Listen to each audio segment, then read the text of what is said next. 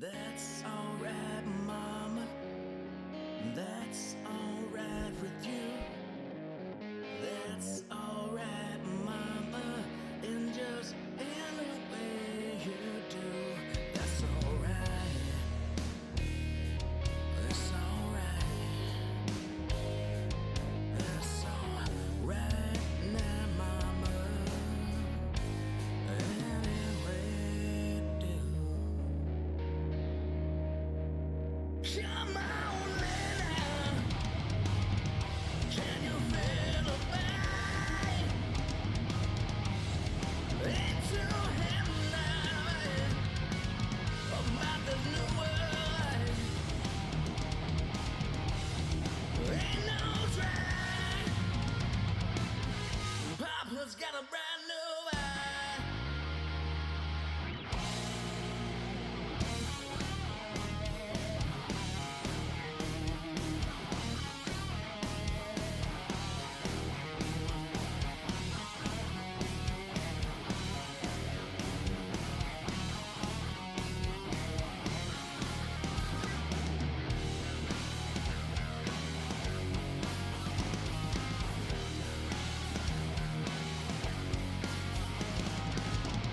Purple haze in my brain. Lately things just don't seem the same. What is going on, Don't Unfriend Me Nation? Welcome to the Don't Unfriend Me show. We are back in the house. Friday was not feeling too hot. Tonight it is myself solo, along with just you and me. That's it tonight. No Amy. Amy is in class, I guess is the best way to describe it, for her real estate stuff. She won't be done with that until this week, and then she promised she'll be back on Monday. That'll be a month, and we knew she was going to be out for a while. Leroy should be here tomorrow night. Olivia will be back Wednesday. She is off tonight. And that's it. Just you and me running solo. So make sure to bring your questions, your phone calls, everything else. I'm a little froggy. I'm not going to lie. I'm continuing to try to get out of the vacuum that is the Candace Owens and Tucker Carlson and Charlie Kirk. Like the entire right has just been mind sucked into this. And it's hard for me not to go ahead and go down this path because everybody who I listen to is talking about it. So we are going to have to talk a little bit about it. That's just the way it is. But we got a whole bunch of other stuff to talk about. We'll make sure to do that. We will see you guys on the other end. If you have not had a chance, please go to thedumbshow.com and you can pick up some shirts, some hats, some coffee, all that type of stuff. And you can also donate to the show. If you like the show, you want to go ahead and see us continue to be on, especially after missing 2 days last week and having Thanksgiving and Thanksgiving Eve coming up. We're going to be short 4 days this month. So if tonight is the night we overdrive, tonight should be the night. I mean, I'm hoping we can dig deep, get into it, and get this show funded for the rest of the month, and then call it full joy and get ready for December. We're going to have a great December. Can't wait to see you. See you back in 3 minutes.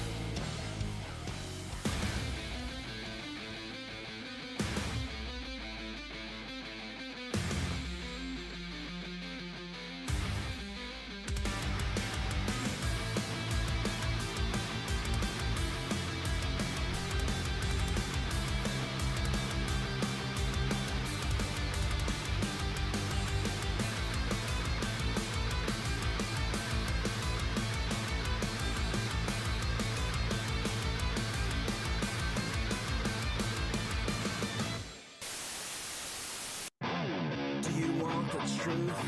Are you tired of being so confused? You feel like you're more fucked up than the lies on the evening news? Well, just step right in. We can talk about it all as friends. And if you want, we can hug and kiss and make up for the party ends. Agree or disagree, start arguing me. 'Cause I'm everything you want. Damn, show what you need. I won't tell no lies. Back up on the facts be true. And if you can't get down with that, you must be somebody's dog.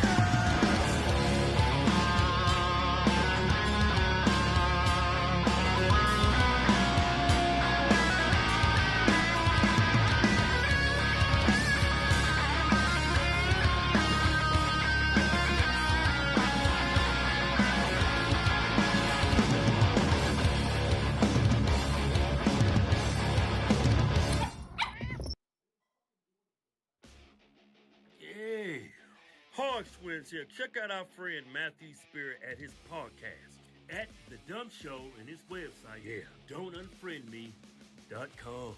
Yeah.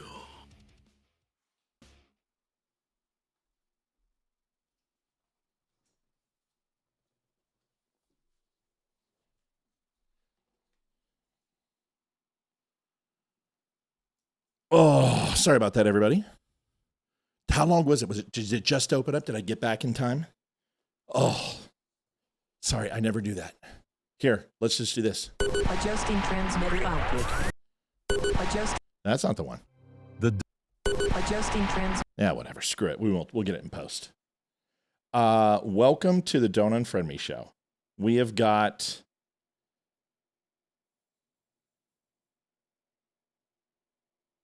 a text that I didn't read, and now I read it. Okay, James says, got 3 acres, can't see my fences already. Terry says, what are we talking about? The fog? What fog? What's going on with the fog here? It's like everyone keeps talking about it. Candace, who at this point, that lady has gone full retard. I think that's safe to say. Kat is watching. Hi, Joanne. Seems that everybody's there. The fog is, this is from Terry. The fog is really moving in, going to be no see situation on the road. Where are you at, Terry? That the fog is so damn bad. I want to thank Matt Hollandaise for $6.96. Thank you so much for the donation. Foggy in Texas. You know, it used to happen in California a lot.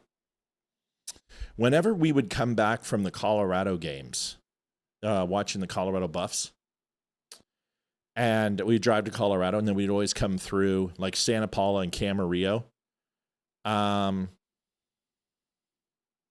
Your arm was just in time.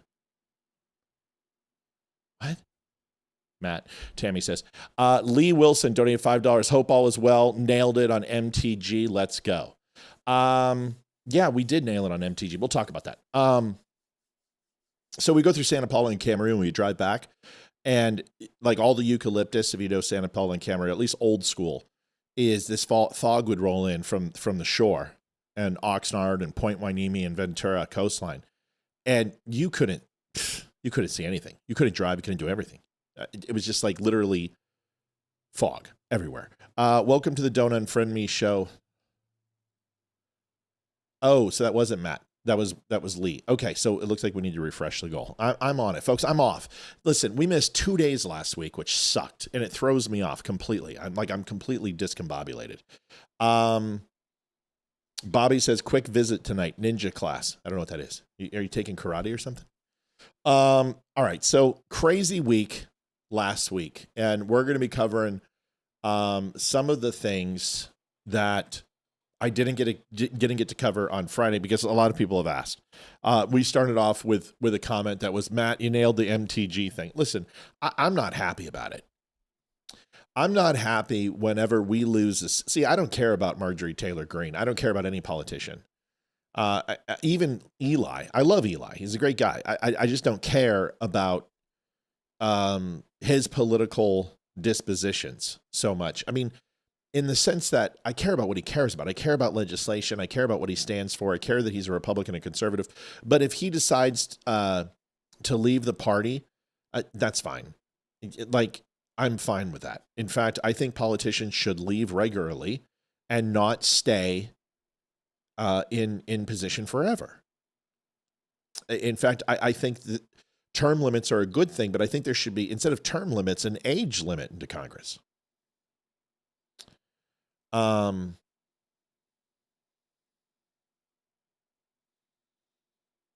So that's my thing, you know? I don't really care if Marjorie Taylor Greene leaves. So be it, you know? I do care that she was there for 5 years and has pension. Who gets pension after 5 years? That bothers me. And I love how she waited up until the last, couple days of qualified insurance and lifetime insurance. Now, that doesn't take effect until a certain age, but she's still covered. She still gets a pension. Everyone's like, oh, it's $400 a month. It's more than $400 a month. But I'm sorry, if $1,600 a month is a lot of money to a lot of people. I know she's worth $27 million because of all of her investments. And she runs a construction business, but that's not what she had in 2021 when she came on. She ran in 2020. She took office in 2021. And she was worth $700,000. $700,000. Now, a lot of people are like, that's a lot of money. It is, but we're worth more than that. Olivia and I are worth more than $700,000 with the podcast, the house, and investments that we've made and stuff. We're worth more than $700,000. Now, does that mean that I have $700,000 cash laying around? No, not at all. Not even in the slightest. But it's not rich. I know it sounds like it's rich, but if you add up your net worth, the same thing. Same thing is there for you. I mean, you add up your cars, you add up, whatever's in the bank account, you add up the home, you add up this, you add up that, and it all accumulates to a lot of money. But that doesn't mean that's what you have. Well, Marjorie Taylor Greene had $770,000. She had a salary of what, $175,000, $200,000 in state legislature, maybe $125,000, whatever it is.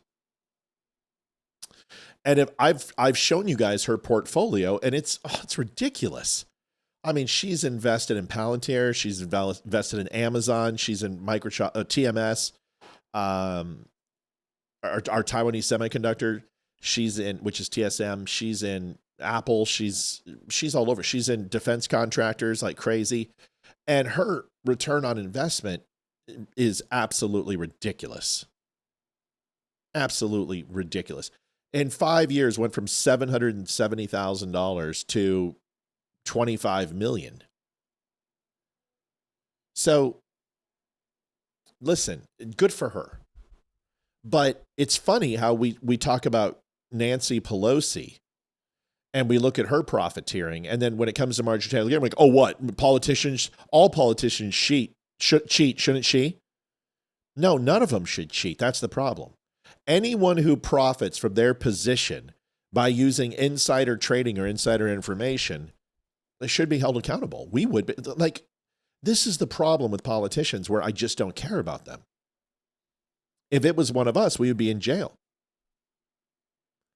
If one of us did anything like that, we would be in prison. But remember, Marjorie Taylor Greene has been anti-MAGA pretty much since Israel on October 7th. And her true colors, it really started like with Lahaina, if you remember. And then when Kevin McCarthy was ousted, once they put Kevin McCarthy out, she voted with Kevin McCarthy and wanted to keep him as speaker, even though Donald Trump wanted him out. And that was her first breakaway from MAGA. She kind of floated and felt the idea. And nobody said anything. We did. Nobody else did. Nobody called out Lauren Boebert and Marjorie Taylor Greene except us. But they broke from the Freedom Caucus. Lauren Boebert showed up. She was no contest. She didn't show up. No vote. And Marjorie Taylor Greene also voted for McCarthy. But the interesting thing is that Marjorie Taylor Greene and Lauren Boebert combined took like $270,000 from Kevin McCarthy's super PAC, which buys you loyalty, I guess. Right. Martha Stewart, great example, both of you. Yep. Deirdre. Hi, Deirdre. It's been a while, I think. Patricia. Yep. So that bothers me. Honestly, it bothers me because I've been telling you, anyone that says that the Rothschilds and Jewish space, she didn't say Jewish space lasers, but what she did was that they were solar laser arrays that were owned by a very rich Jewish family. And of course, people just condensed it into Jewish space lasers and it's stuck. But that's pretty much close enough for me. Anyone who thought the Lahaina fires were some sort of government, I told you guys. But here's the thing that's gonna, like, if you're still hanging on, if you're like, Matt's full of crap. He doesn't like Candace. He doesn't like MTG. Matt's a fake Republican. Okay, all right, that's fine. You can say all those things, and I don't really care. But can I ask you guys a question? You didn't believe me with the Baltimore bridge collapse. You remember you guys thought it was China and they took over the the electronics of the ship and rammed it into the column of the bridge, and then the bridge was controlled demolition. Remember when everyone said that? And I blasted that wrong. You were wrong, and blew it out of the water. Honestly, we should have gotten a Pulitzer for that coverage. We broke that thing down. We were on it for 7 days, and Mel was in here. Everyone was in here. We were all participating, and we crushed that story. And even our good friend, Laura Logan, bought into the conspiracies. And we said, no, we're not going to do that. And then I told you about Marjorie Taylor Greene. And then you guys have heard me about Tulsi Gabbard, too. And I told you about Thomas Massey and Rand Paul. I told you both of them. They're not Republicans. They're not even close. So I'm not putting everyone in that category. I'm just saying for the people who are in that category. So if these things keep getting right, and I keep getting them right, and it's got to be either by accident or design, because that's just the way it works. Things either happen because of happenstance and serendipity and maybe the hand of God and miracles, or some things just happen because you will it that way. You work it that way. You put the effort in. Love you, Bobby. See you, kiddo. Then hear me when I say this, and listen to me closely, please. For the love of God, hear me. By the way, folks, if you haven't had a chance, thedumbshow.com/donate. We're trying to make up for 2 lost days, and we got Thanksgiving, and we got Thanksgiving Eve. We're really trying to make up some deficit here. Help us out so we can finish the month strong, please, if you can. If you're still skeptical, can I just say this? The people who believe that Candace Owens, yep, there it is. Well, Justin, that's what I'm going to bring up. That's exactly what I'm going to bring up. It's awesome. See, you always know the listeners who watch a lot. The people who, and I was about ready to finish this sentence, and Justin, you got ahead of me. That's okay, though. That's good. The people who are believing that Candace Owens is about to be assassinated by France, because that's what she says now, that she has the receipts. Of course, she has no evidence. She never has evidence. She's got text messages, and even we don't know if those are real. And unless you subpoena the actual phone company, you don't know if those are real. So if you're the person who believes, oh my God, we have to protect Candace, her life's in danger, you are the same people who believe the drone scare. And if you go back to the New Jersey drone thing, man, that's another thing we should have got the Pulitzer for, because we broke it all down. We showed you what drones they were. We could tell you by the flashing lights. We could tell you where their flight patterns. I could tell you what was true, what wasn't. I mean, we nailed that. We absolutely crushed it. We crushed it. But if you're the person who believes in the Lahaina fires, and you're the person who believes in the drones, and you're the person who believes in the Baltimore Bridge, if you're the person who believes that Donald Trump is running military tribunals and he's putting everyone in Guantanamo Bay, and he never released power in 2020, and he's been running a shadow government, if you believe in clones and you believe in lizards, and Hillary Clinton was unalived in Guantanamo and she drinks the blood of children, and if you're just... You are susceptible to Candace Owens. And I would like to think, as small as we are, and we are a smaller show, we're not a big show, we're not a huge show, we may never be a big show. If that's all we achieve is for people to sit here and go, you know what, I can smell a lie like a fart in a car. This something's rotten in Denmark. Then we've achieved success. Because I had a meme, and here's the sad thing. This is the truth. This is the sad thing about this. Is today I made a meme, and it's up on my other channels, the channels I don't really care about, no offense, but I didn't want to put it on Facebook. Today was the first day that I stopped and I refused to put a meme up because I was afraid of the backlash. Because if you say anything about Candace Owens right now, it's like they've abandoned Trump and they've just put the crown on Candace. Candace is untouchable. You can't say anything about her. If you do, you're a Jew. You take 7,000 shekels from Israel. And I made this meme today, and it's honestly flawless. It says, probably Candace is the graphic. And it says, Candace Owens, you're not ready for this truth, and I have it on good authority. The Jews did Pearl Harbor. Oh, I mean, it's a good one. It's a good one. I should have left it up. I should have. But what would happen is that my numbers would go down like this. And honestly, I can't afford to do it, especially this month.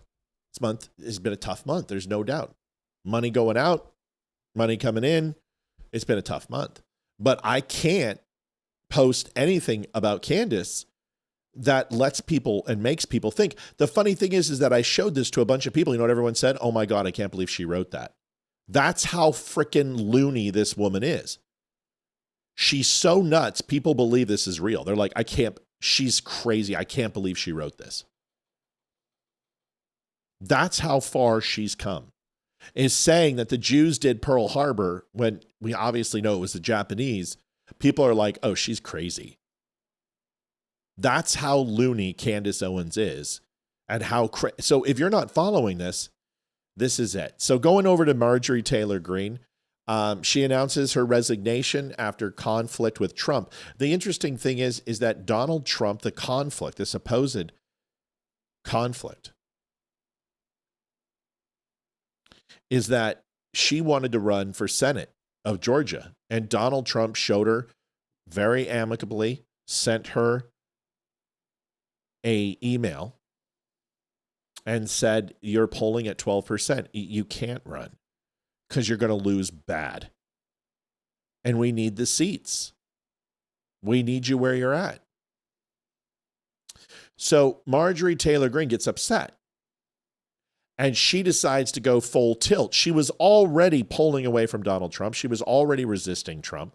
She was already talking behind his back. We saw this, but she decided to go full anti-Trump. Now, should not be a surprise to anyone because I've been showing you this. But it says Marjorie Taylor Greene has announced that she will resign from Congress following criticism from President Trump. Greene, who has been voted a vocal critic of leadership in both political parties, said her final day will be January 5th. Isn't that lovely? Melinda Thomas needs to be banned. For context, first elected to Congress in 2020, was a staunch supporter of Trump and gained national attention for her criticism of the federal government. She also drew scrutiny for promoting conspiracy theories. However, her relationship with Trump shifted in recent weeks as disagreements over the policy and messaging became public. She made a statement. We saw the video. It says, Greene's statement, loyalty should be a two-way street, and we should be able to vote our conscience and represent our district's interests because our job title is literally representative, Greene said in her statement. I refuse to be battered wife. Hope it all goes away and gets better, she added. I have too much self-respect and dignity and do not want my sweet district to have to endure. God, she's so full of shit. A hurtful and hateful primary, Greene said. In response to Trump's comments, Greene wrote, standing up for American women who were raped at 14 should not result in me being called a traitor. That's not why he's called you a traitor. He called you a traitor because you are complicit in the overall attack on Donald Trump and the slander that he somehow diddled children with Jeffrey Epstein. Here's the thing. Here's the truth. Candace Owens, Marjorie Taylor Greene, even Nick Fuentes, this is their soft left coming out party. They have become disenfranchised with the right. And they know, at least in their eyes, that Donald Trump and MAGA is dead. That's what they believe. I'm going to show you that it's not, but that's what they believe. So they are rolling the dice and gambling that they will come out on the right side of this. And if they don't, they will simply join the left. And you know this because Marjorie Taylor Greene, if she really wanted to reach Republicans, she would have went on Fox News and said these things. She would have went on OAN. She would have went on Tucker Carlson and said these things. She didn't. She said it on, no, she did go on Tucker Carlson, but she didn't say any of this. She went on CNN. She went on The View. She trounced the Republican Party and she trounced Trump. So if she truly wanted to reach conservatives, she would have spoken to conservatives. She didn't. Wishing you and your family and all the dummies out there an early happy Thanksgiving. Thank you, Maddie. That helps, buddy. That helps tremendously.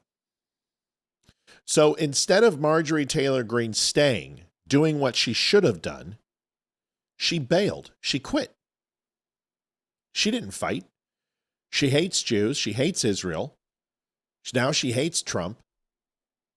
She completely did a 180. She reinvented herself. She got some marketing and PR feedback. I guarantee she polled Georgia, and Georgia said that she is MAGA. She's not serious. They think she's a nutter. They think she's a loon. So she does her hair a little bit. She stops showing the workout videos with her orange therapy and all of her muscles and her masculine build. And she starts going on the Soft View and other channels to soften up her appearance. And what happened? Democrats oozed all over it. They're like, oh my God, I can't believe Marjorie Taylor Greene is actually based. So, Frederick, that seat was going to be open. It was going to be a primary. So there's going to be a Republican and a Democrat challenger. Now, Marjorie Taylor Greene just came out and said she will not endorse any candidate to fill her seat. She's going to let the constituents decide. This is her soft introduction to the left. I told you it was going to happen.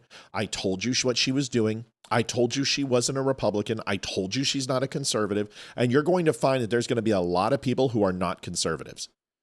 Just like I told you, a lot of people hate Jews, and you're going to find it out after October 7th. Well, listen, there is nobody in the history of podcasts who have nailed that better than I have. I've heard a million predictions on podcasts, and some of them are great, but me telling you that the entire country was going to turn against Jews, that Republicans would turn against Jews, that Democrats would turn against Jews, that everyone would show their true colors, that the world would turn against Jews. And I didn't use it from biblical terms.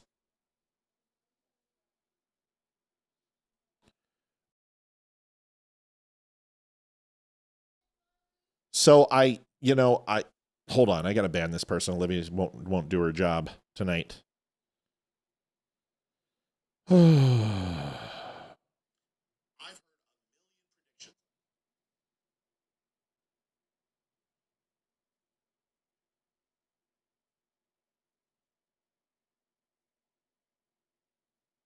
All right. Hopefully that helps. So that's it. It comes down to this. It's a grift. I have to, can someone link me Melinda Thomas's profile, please?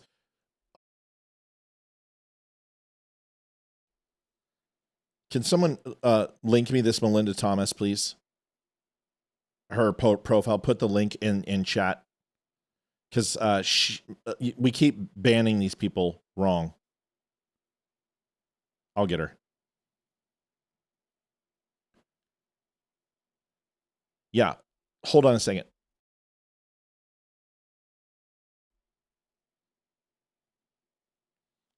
You can't ban them from chat. Again, I've already told you. You got to go in there, hun, and you got to pull up their profile. Click on it, and you got to block them from their profile. It's not Thomas, it's Melinda. She's right there. Look, I already did it. But you can't, honey, you can't ban people from chat. Can I finish, honey? I got a show I'm doing. Hey, put that down for a second. You can't ban them from chat. You have to physically go into their account under the Don't Unfriend Me show, highlight them, and hit block all and new and current profiles. Because if you block them from chat, I can't see them, and then I can't get rid of them. All you're doing is saying you don't want to see them in chat. We have to block their profile. Okay, so that wasn't done. That's why I couldn't find her.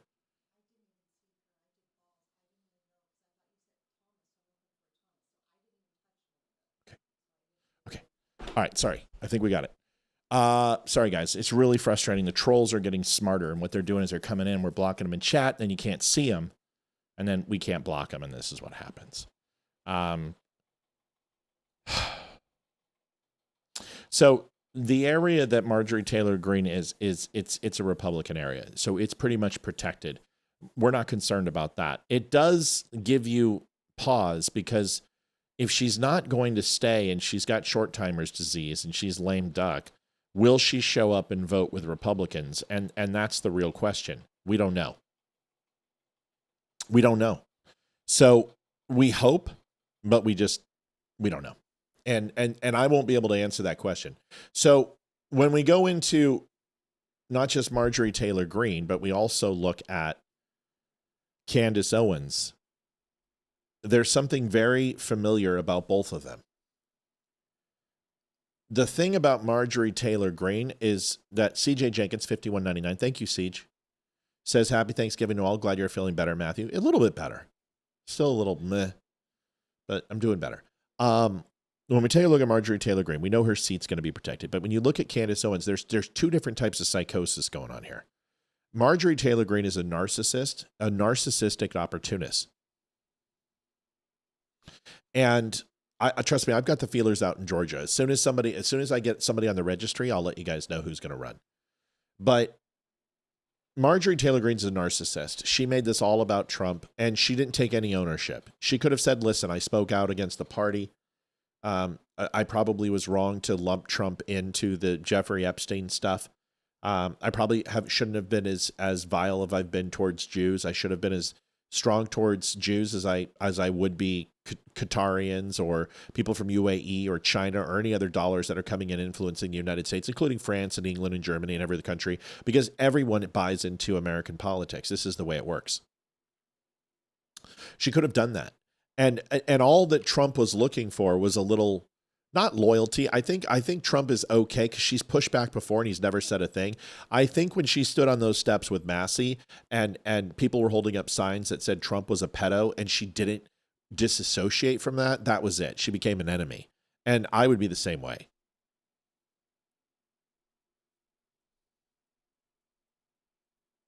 That's it. I'd be the same way. It's like you can disagree with me, and she's disagreed with Trump on many things. But the moment that she started tying into the Epstein shit, he was done with her. He just was absolutely, he was cooked. She was cooked. I don't understand what's going on. The counter goes to 199, 200. I haven't seen this in a while. This happens sometimes. If you haven't liked the show, now's a good time to like the show. We do have some controversial memes up there that people get butthurt when you tell them the truth. They don't like it. Can't we all just get along? No, we can't. And it's interesting that people use that quote, considering it was Rodney King who beat the living shit out of 8 different cops, spit on them, and kept fighting. Can't we all just get along? And then literally responsible for one of the largest riots. And not that Rodney King was at fault, but if Rodney King would have obeyed the commands, it wouldn't have happened. And see, the thing is that I was in California. I was a young kid at the time, and this was one of the first experiences that I had really learning that the media was corrupt and crooked as hell. Showing the 6-minute version of the Rodney King beating, but not showing the other 7.5, 8 minutes where he resisted and beat the shit out of 2 cops, that he spit on a cop, and that when they would hit him, he would keep getting up and try to fight, and he would not stop. They could not get him under control. They could not get him cuffed, and he was absolutely out on PCP. He was out of his mind, and he just the guy, he was just rolling the cops. So to have him say, "Hey, you know what? Can't we all just get along?" Well, couldn't you have just followed orders instead of literally being responsible for one of the biggest race riots? And yes, I understood he got on TV in his sweater and he tried to say, hey, can't we all just get along? A little late, dude. So no, I don't think you should be able to, I don't think you should ever, the way that I look at it is pretty simple, is that if you don't say something, then you're accepting of it. I mean, Poland is a perfect example of this. And Poland, they smelled the camps. They knew the stench of bodies. They understood that the food that they were providing, a lot of these camps didn't have no food. And where were they getting food from? And the Poles would make bread and make soups and stuff for the camps at the beginning. And then they finally realized just murdering these people was a lot easier than feeding them, you know? And as Candace Owen calls it, you know, they were kind to the Jews, you know? They did their best and realized that they would just kill them because they didn't want them to starve to death instead. This is Candace Owens. If you haven't watched her lately, do it. Because the second portion of this, of Candace Owens, Joanne, thank you, is that if Marjorie Taylor Greene is a narcissist, glad you're back. I'm glad I'm back. Thank you so much for saying that. If Marjorie Taylor Greene's a narcissist, then Candace Owens, and I'm not a psychologist, I'm not a psychiatrist, I don't play one on TV, I didn't sleep at a Holiday Inn last night, all of these things. But I will tell you that if you look at Candace Owens, she is a paranoid schizophrenic. And it took me a while to understand this. But the classic signs of a paranoid schizophrenic are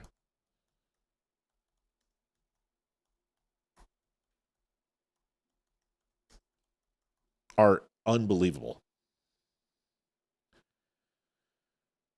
So I'm going to read them off to you. Strong, persistent beliefs that others are plotting, spying, or trying to harm you. Believing people are watching, following, or monitoring when they aren't.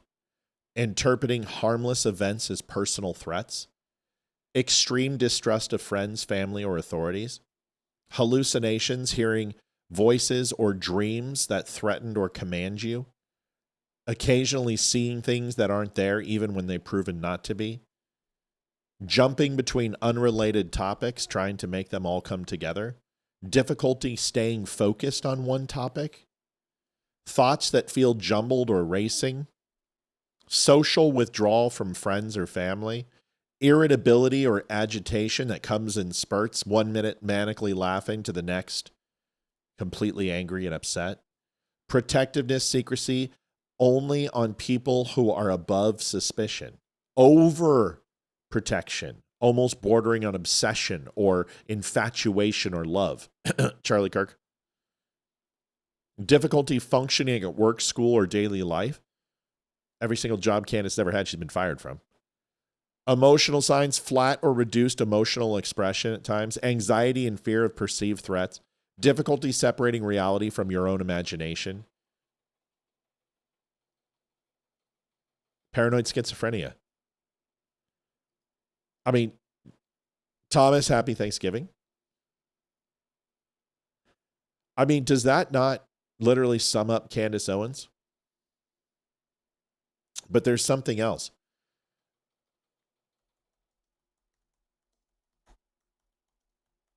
I'm going to talk to you guys about the Saul Alinsky playbook. I've talked about it a lot. But let me ask you a question. If you're a podcaster like Candace Owens and you had Ben Shapiro and you had this massive amount of fame, and then all of a sudden you have it taken away from you. You have a baby, you get married, you have postpartum depression. What happens? What happens when you try to get it back and you realize that where you once were does not have the pull and attraction that it once did? And this is the ebb and flow of the GOP. This is the ebb and flow of conservatives, is that as Democrats shift and move goalposts, so do conservatives. And what if Candace Owens, because she is going to go soft left, just like Marjorie Taylor Greene, I'm letting you know, Candace is slowly introducing herself to move left. She always has been a lefty. She's a progressive. She's always been a progressive. She hated Donald Trump. The only thing is that she realized she was not making it in the conservative world. She was failing. And she are in the liberal left column. So what did she do? She took the one thing that she could get on conservative side for that black conservatives can do. They can be black and they can speak out against gang violence and the black households and crime and stuff like that. And if they do that, they become popular. Bill Cosby. Brandon Tatum, Damani Felder.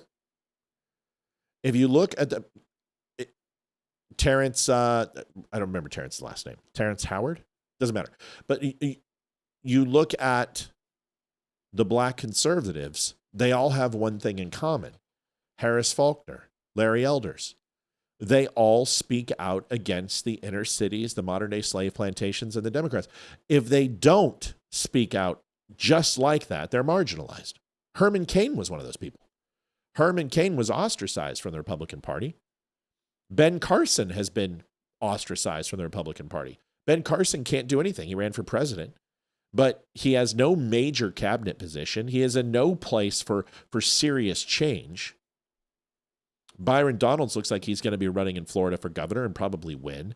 But if you take a look at the black community inside conservative politics, they're only taken so far. Glenn Clark says $15 for turkey dinner. Thank you so much.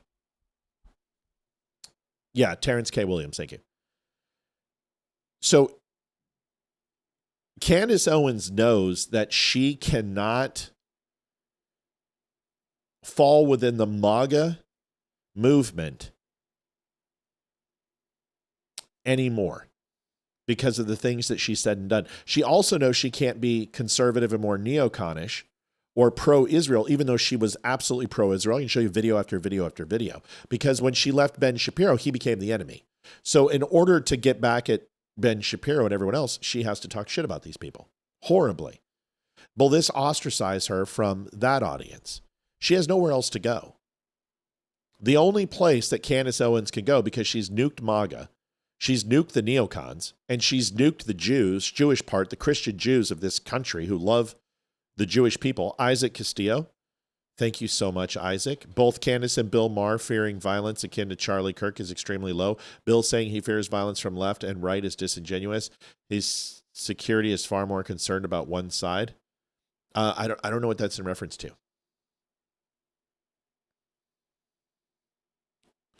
Terrence Williams, Howard is an actor. Thanks. I'm tired. Cut me some slack. Appreciate it. But if you take a look, that's where Candace is going. She's going to this soft left movement along with many others who are embracing the more moderate principled party. But the problem is that there is no anti-Israel movement inside the Republican Party, so they have to create it. And this is what you're seeing people like Stu Peters and Tucker Carlson and Candace Owens and even Megyn Kelly's flirting with it, is all moving this right more left. Matt, what do you think about the FCC plan to lift TV ownership cap that's been in place since Reagan? Isn't that illegal? Shouldn't it go through Congress, the liberal media? Listen, here's the problem, is that with the liberal media, we shouldn't be listening to any of them. I don't care how much influence they have. You shouldn't be listening to the standard media. None of them are talking about this. They're talking about the same things every single day. Nothing new, nothing exciting. It's all the same shit. It has nothing to do with what's relevant, with what's going on in the ground. They're talking about ICE every morning. They talk about the UN.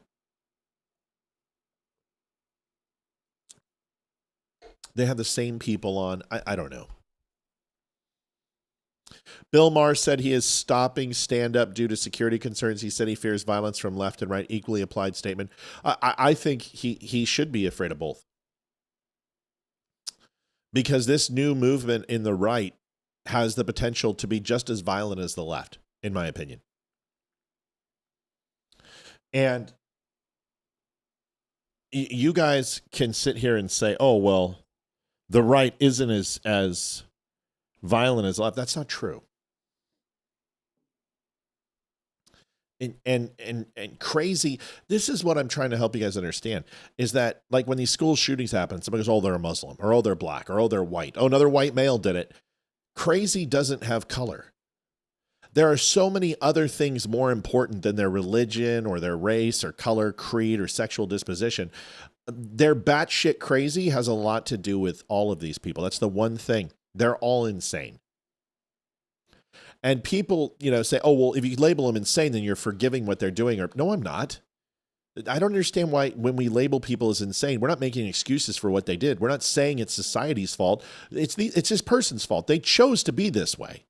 But it's not a wiring in their brain. You know, you can be crazy and nuts and be radicalized and have no predisposition to be absolutely a homicidal maniac. You can indoctrinate people that way. We know this because you see it with radical Muslims. You see it with the transgender furry community who seems to want to kill anyone they disagree with.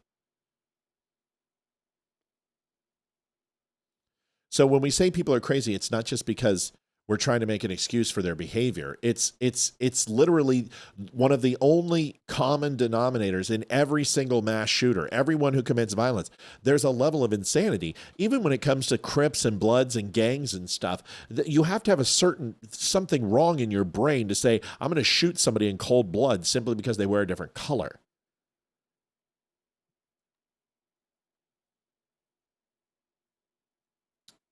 See, but there's never going to be an election where the old people matter anymore. Karen, that's the problem. That was the last election. Remember I told you, 2024 was the last election that old people will be the largest demographic. It is now this young generation. The millennials and the generation after them are now the largest voting demographic. This is the fight for young people. This is why people are shifting. And this is why Marjorie Taylor Greene is, I don't like Jews. This is why Stu Peter, I don't like Jews. Nick Fuentes, I don't like Jews. Because this sentiment has grown, and this social media experiment of constantly blaming the Jews for everything has castigated them out of our party. And the young people have spoken. This is what Charlie Kirk talked about. I'm not okay with that. Yeah, old people, I didn't say old people didn't matter. I said their vote won't matter. There's a difference. The boomer generation and the 45, 50, 60 plus generation was the largest generation ever. Not anymore. Millennials are the biggest generation. The why bothers or whatever.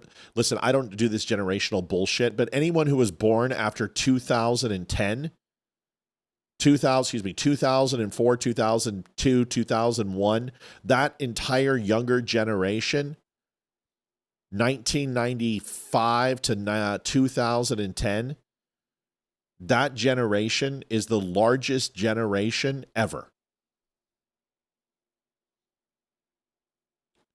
So yes, old people matter, but it's not going to matter as much as it once did. Because that generation has been overtaken by young people. This is why you see the Democrat Party moving more towards socialism, talking about cost, talking about healthcare, talking about cost of housing. This is why Donald Trump is shifting. This is why he had a socialist in the White House and he shook his hand and treated him with somewhat dignity and respect. Why? Because you're going to have to work with these people. And if you keep calling them commie socialists, unless you show it, you better treat them nicely. That way Trump can say, wow, I really wanted all these things to work. Let me ask you a question. We all keep saying, well, what if Mondani fails? That's gonna just put a cap on socialism. That socialism cannot work in America, right? I mean, we all agree. What if Mamdani does what he's probably going to do, which is lipstick socialism, which is flirting with socialism, but not going over that area where people are like, oh my God, this is communist socialist. And what if he's successful? Have you ever thought about that? To say that socialism hasn't worked for a short period of time in some places, it has. It did great for China. And then finally it caught up with itself when it realized that the means of production, you can't necessarily control all means of production in China by stepping on the necks of the people who provide it for you. That you can't dump all the money into 9 major provinces in China and allow all the rural communities to die who provide you your food and energy and all the blue collar work.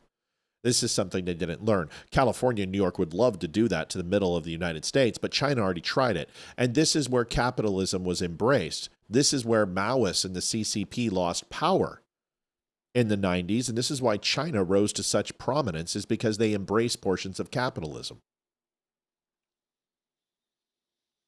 If Mondani does this soft lipstick communism and it's successful, well, then what do we do? I think Donald Trump sees this. He also knows Mom Donnie is absolutely charismatic. And he won an election. And he's trying. Listen, if he can get along with Kim Jong-un, if he can get along with Putin, he can figure a way to get along with Mom Donnie. Mom Donnie has that thing that I told you about, that X factor. And if you trivialize it and you ignore it, and Trump came out there and said, oh, screw Mom Donnie, he's a socialist communist, all you're going to do is give him power. The base would cheer. So what did he do? He was kind to him. He was nice to him. He validated him in the White House. What did that do? Well, that turned his base against him. His base is pissed off at Mom Donnie right now. Donald Trump doesn't play 5D chess. He doesn't play 4D chess, but he plays chess, and he's good at it. And he did exactly what I expected him to do. This is exactly what I expected him to do, with treat Mom Donnie with respect. But once again, what happens if Mom Donnie is successful? What's going to happen? That's the scary thing. If he's failure, then we expect that. But if he succeeds, you just normalize socialism and communism in this entire country. You better hope he fails. This is the slow lipstick feminism, lipstick communism, lipstick lesbianism. It means something you can put off and then take off when it's appropriate. And he's very good at it. He puts the lipstick on and then he takes it off. So we're going to watch this with much interest. Mucho interest. Now, a lot of people are saying that the base is softening on Donald Trump. Listen, will you please get off your Twitter feeds? I know you guys think that everything that you see on Twitter means that everyone's thinking it, everyone's feeling it. What's Mom Donnie's success look like to you? Everything but literally economic collapse of New York.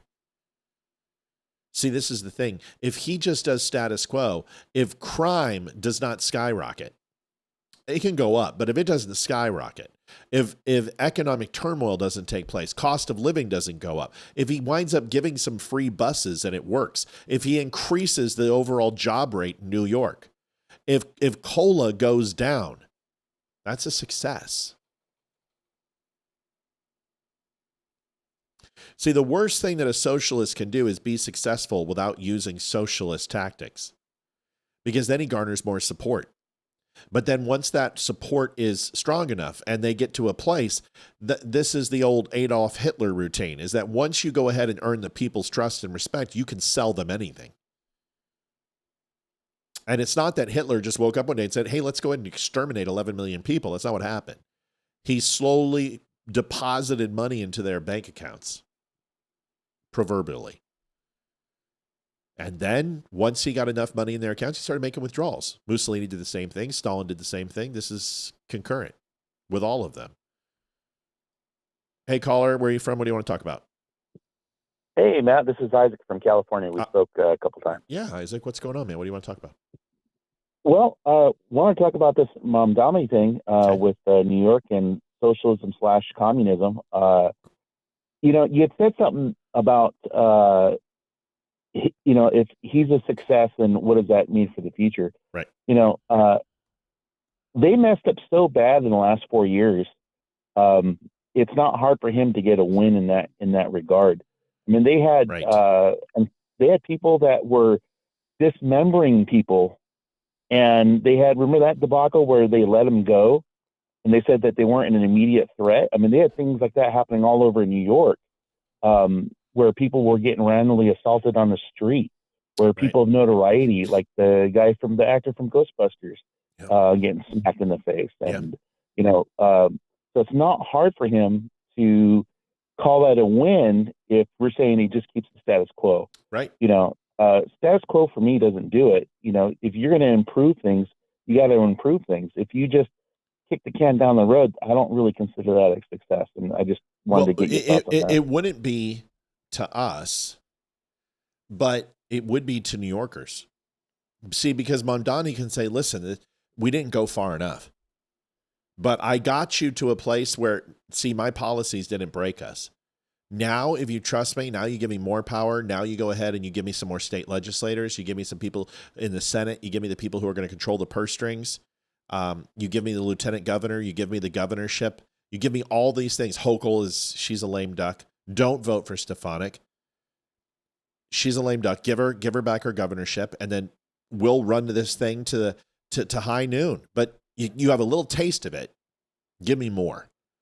And unfortunately, that's what he's going to do. I don't believe he's going to come in here and redistribute wealth or increase taxes because he doesn't have that power. He's a mayor. True. But when he made his campaign promises, he wasn't half-hearted about making them. And I know all politicians do that, but unless he decides he's going to try to transform New York into a greater sponge on welfare, on assistance, I don't see how he's going to come through on his promises. Well, I mean, Hochul herself said that she had reservations about him. They don't care about the promises. That's not what the left want. The socialist initiative is not the promises. They know they're not going to get free education. They're not going to get free health care. The mayor can't do any of those things. But what he gives them is influence. He gives them a position inside one of the largest cities in the United States, where he is the mayor of that city. And he can go ahead and try to expand on certain programs that the people will appreciate. Listen, free transportation in New York is a huge thing. If every single person, if he can develop a city transit, that'll be enough. Now, if people are still dying on the subway and they're lighting people on fire or stabbing people in the neck, all of those things that happen inside New York, and although those two specific cases were Chicago and respectively, and I think North Carolina, the other, I can't remember. The point is that if he can make it somewhat safer, where crime is not running rampant, and he kind of leaves that alone and soft expands the police departments, which it's already slated to increase. And that way he doesn't touch that, doesn't go after, creating mass immigration into his city, allowing people to be a sanctuary city even more. If he just leaves the policies currently in place and adds mass transit or puts spending limits or increasing rent allocation on certain landlords who do so with criminal penalties with taxes if they exceed a certain amount. If he does these small lipstick socialism type shit, the people of New York, you're demonstrating that they need to be sane. They just put an anti-Jew, Hamas-supporting, socialist communist in office, man. These people don't think like you and me. They're not. You're forgetting the pro-Sharia law, too, in that. Well, when you say he's a Hamas supporter, it comes with a territory. Burqas for all. But that's my point, Isaac, is that they're not gonna see. For him to be successful, though, he's going to have to actually back the blue. He's going to have to come out and actually say, because if you're going to want the populace to feel safe going in, using the subway again, he's going to have to say, hey, we're policing this. We're not just sending social workers down there. We're giving guys with actual arrestable authority, and we're going to back them and not try to play, Monday quarterback on a Sunday football game. So I think the Port Authority has already had an increase in budget. So when you're looking at subways itself, there's already been an increase in budget for the Port Authority. It's not like they haven't made moves to expand police. It's nice to say defund the police, right? And yes, he said that, but he walked that back. He knows if he defunds the police and takes less cops on the street, after the amount of resignations that they've already had, like this, you got to understand, this guy doesn't have to be Lenin and Stalin to be bad. He doesn't have to be Mao. He doesn't need to be Che Guevara.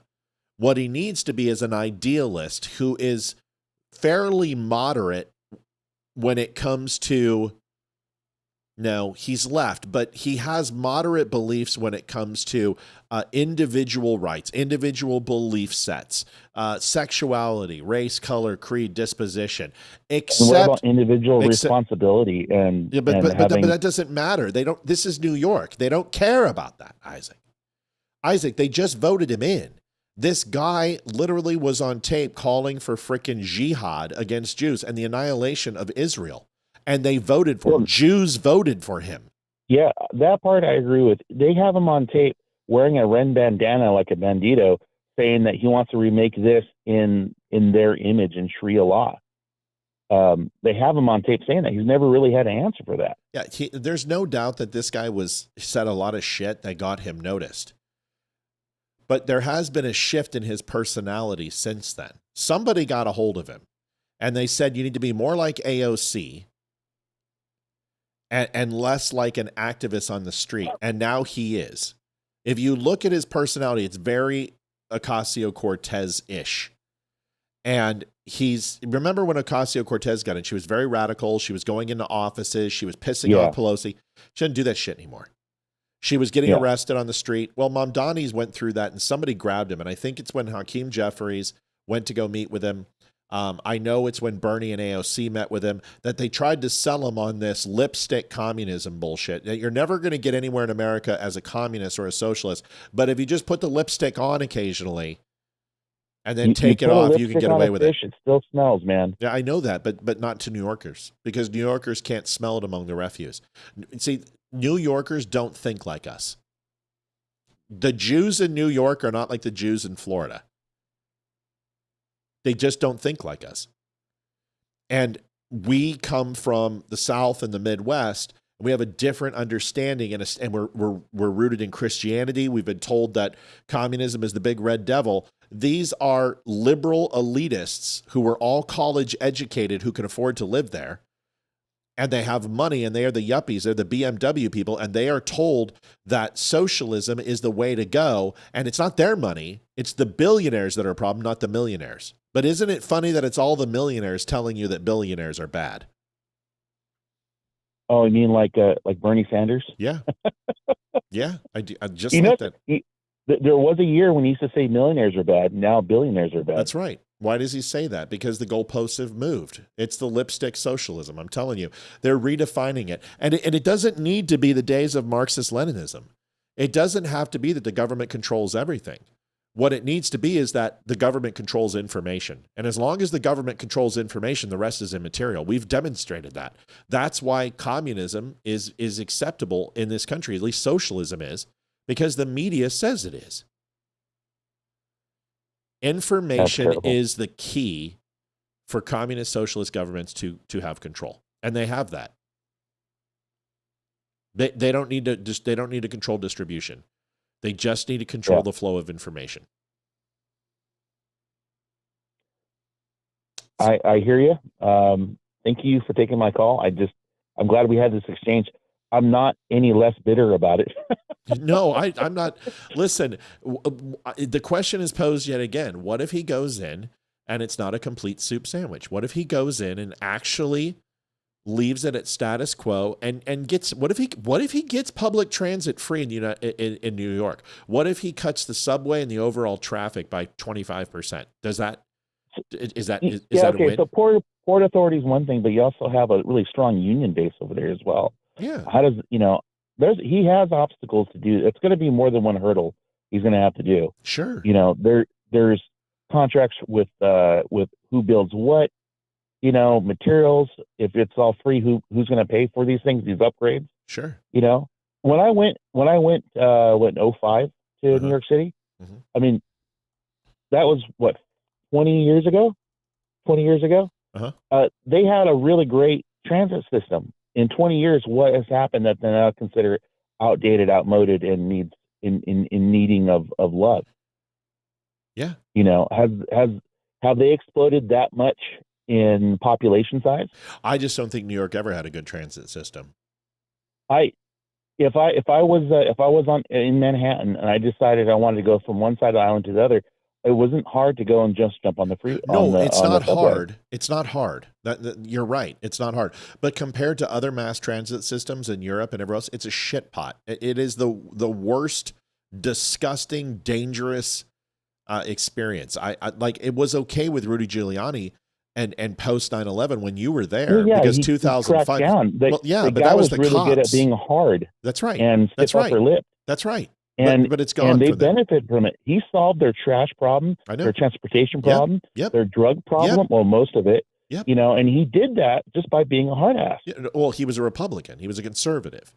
And he pushed law and order, funding the police department, lowered crime, and also he had some questionable legal choices with stop and frisk, which I don't have a problem with. But you know what? He did the things that nobody else would. They interviewed multiple police chiefs about the stop and frisk, and each of them said, "Hey, this is a useful tool, and unfortunately, it's a necessity." He goes, "We can deal with the morality of it if you want." He goes, "But there's no denying that it works, and it's an effective deterrent." Right. The thing is, in this case, in a city that size, you're really going to be hard pressed to reinvent the wheel. He's going to have to go and take up those things that Giuliani took up to see some forward progress. I don't think that in a city that size, you can maintain and float. Either you're sinking or you're swimming. You're not going to float in a city that size. They say businesses fail slow at first and then fast. I think that's metastasized in a city the size of New York. Listen, it's a $2.7 trillion GDP. If he gets 0.02% approval of their overall GDP to run a mass transit system, it'll be successful. Yeah. That's it. And you know what he'll do? He'll try to federally subsidize it by making them green energy buses. That's what he'll do. And if he's smart, he'll have somebody come in with green energy buses. He'll try to have competitors do it. He'll try to go and find a way for a local American company to do it. They won't be able to afford it. Tesla and hold on, Isaac. Let me finish. Isaac, let me finish. Right. China and Tesla will get into a bidding war, and then they'll come over here and they'll supply him with buses that are energy efficient. Just that alone is a win. New York has fuck you money. $2.7 trillion.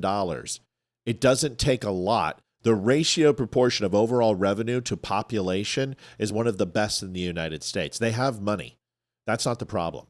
It's that they have resistance with the bureaucracy. So if this guy can somehow grease the wheels between Hochul and the state legislature to start passing some legislation for a green energy initiative for buses, and that's successful, that will look good on him if he does that in the first 2 years to 4 years.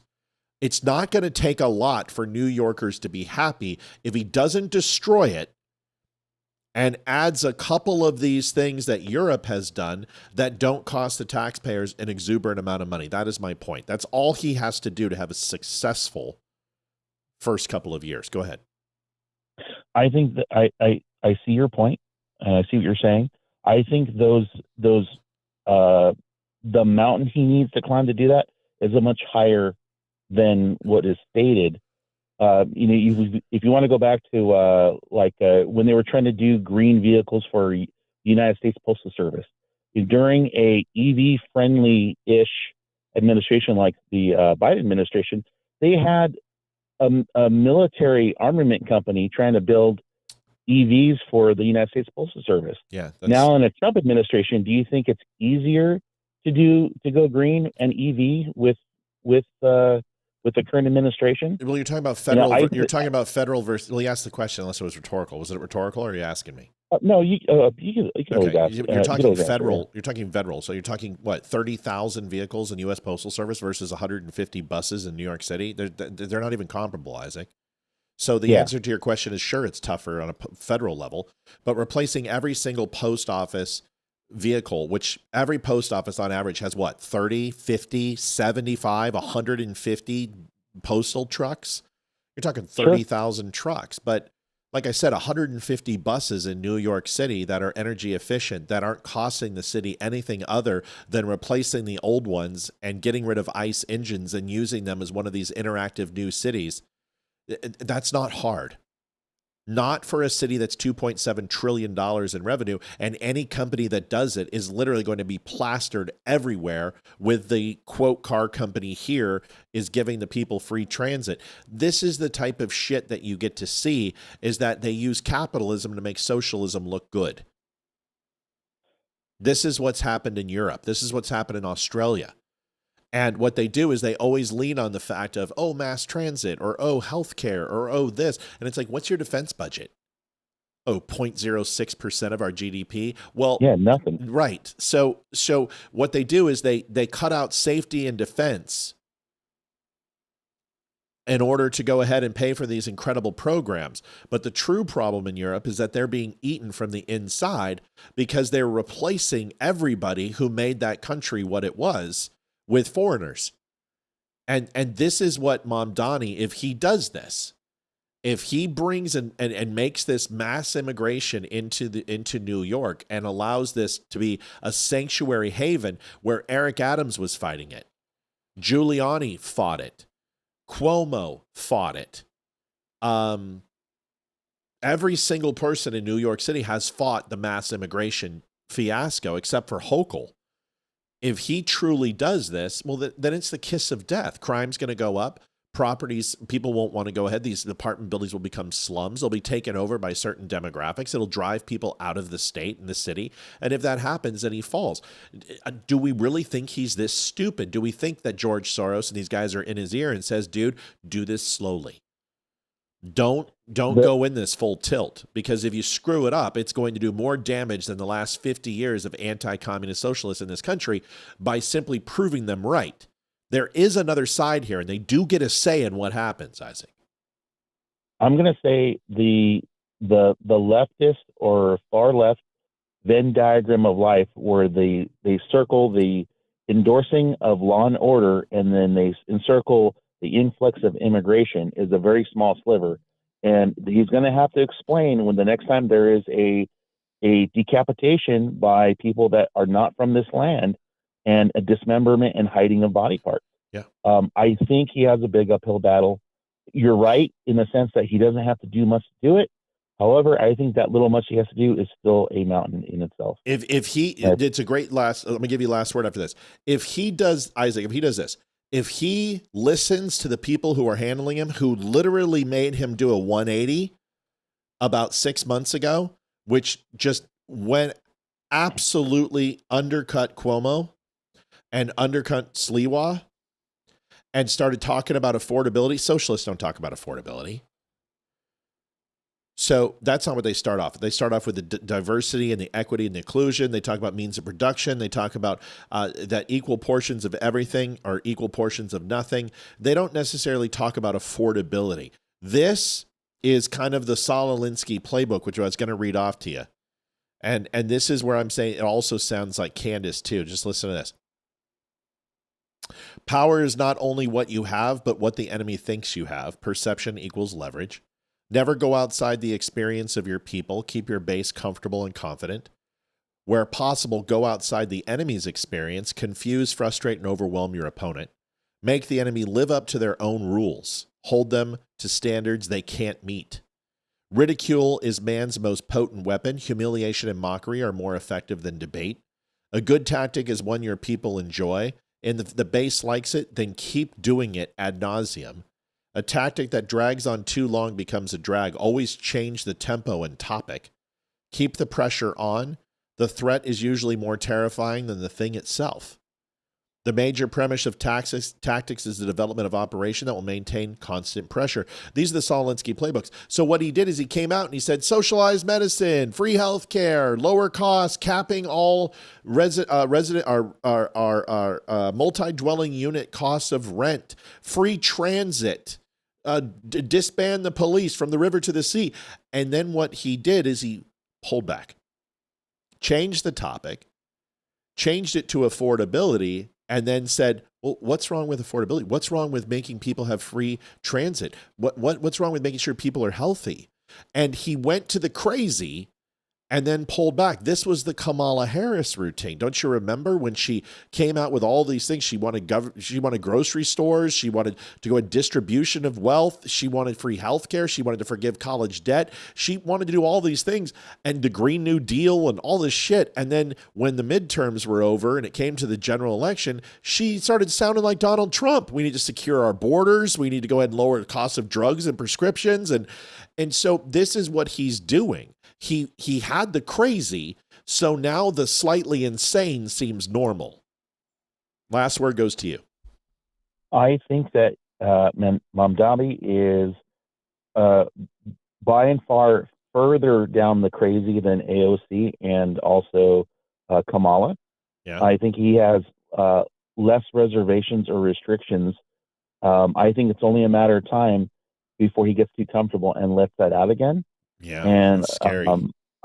I would be interested to see what happens in 2 years' time when he gets to that point, because 18 months is usually when you see new incumbents start getting comfortable in their own skin. Yep. And I think that's going to be the metric in which to judge the next how many years. Yeah. I really, man, he had to bring up Kamala too. Just saying. She's from my state. I'm not happy about her. Anyway, you have a wonderful night. Thank you for taking my call. You got it, and good hope call. you feel better, Matt. Yeah, thanks, Isaac. Great call. Listen, it's a good conversation. It's one that needs to take place. I'm not saying that Mom Donnie is going to do any of those things. What I'm saying is that somebody is holding his hand. Somebody helped him re-envision his campaign and who he was going to be and how he was going to present himself.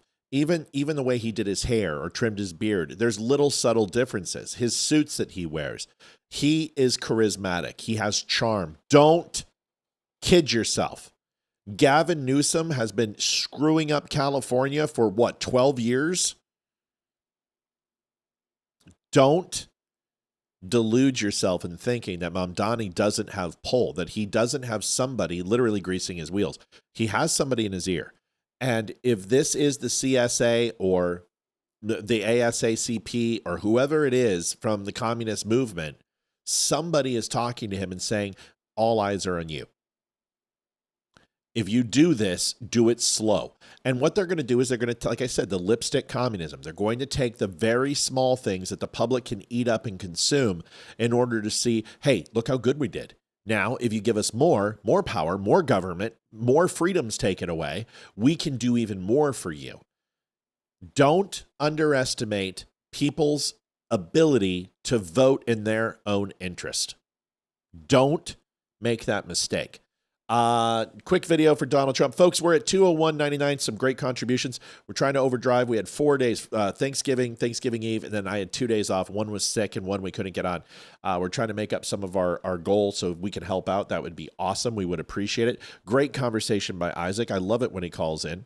I want us to be cautious that I'm looking at instead of looking at the doom and gloom of Mamdani, which is absolutely, if he does a tenth of what he said he was going to do, doom will follow. But remember the Saul Alinsky's playbook. The scary idea is usually scarier than the result. If they can just exceed expectations, this is going to create wildfire in a political movement, because the adage will be, let's New York your Ohio. Let's New York your Oklahoma. Let's New York, and Oklahoma actually, or Nebraska. Just understand this. They will use it for the model to campaign on. And how do you know this? Well, because you've seen it. This is what Jerry Brown did. This is what Tom Bradley did for mayor of California. Once Reagan came and the Reagan Democrats left California, they still had a moderate success for about a decade. And they all ran on this. Jerry Brown ran on this. Bradley ran on this. Schwarzenegger got in. And then what happened?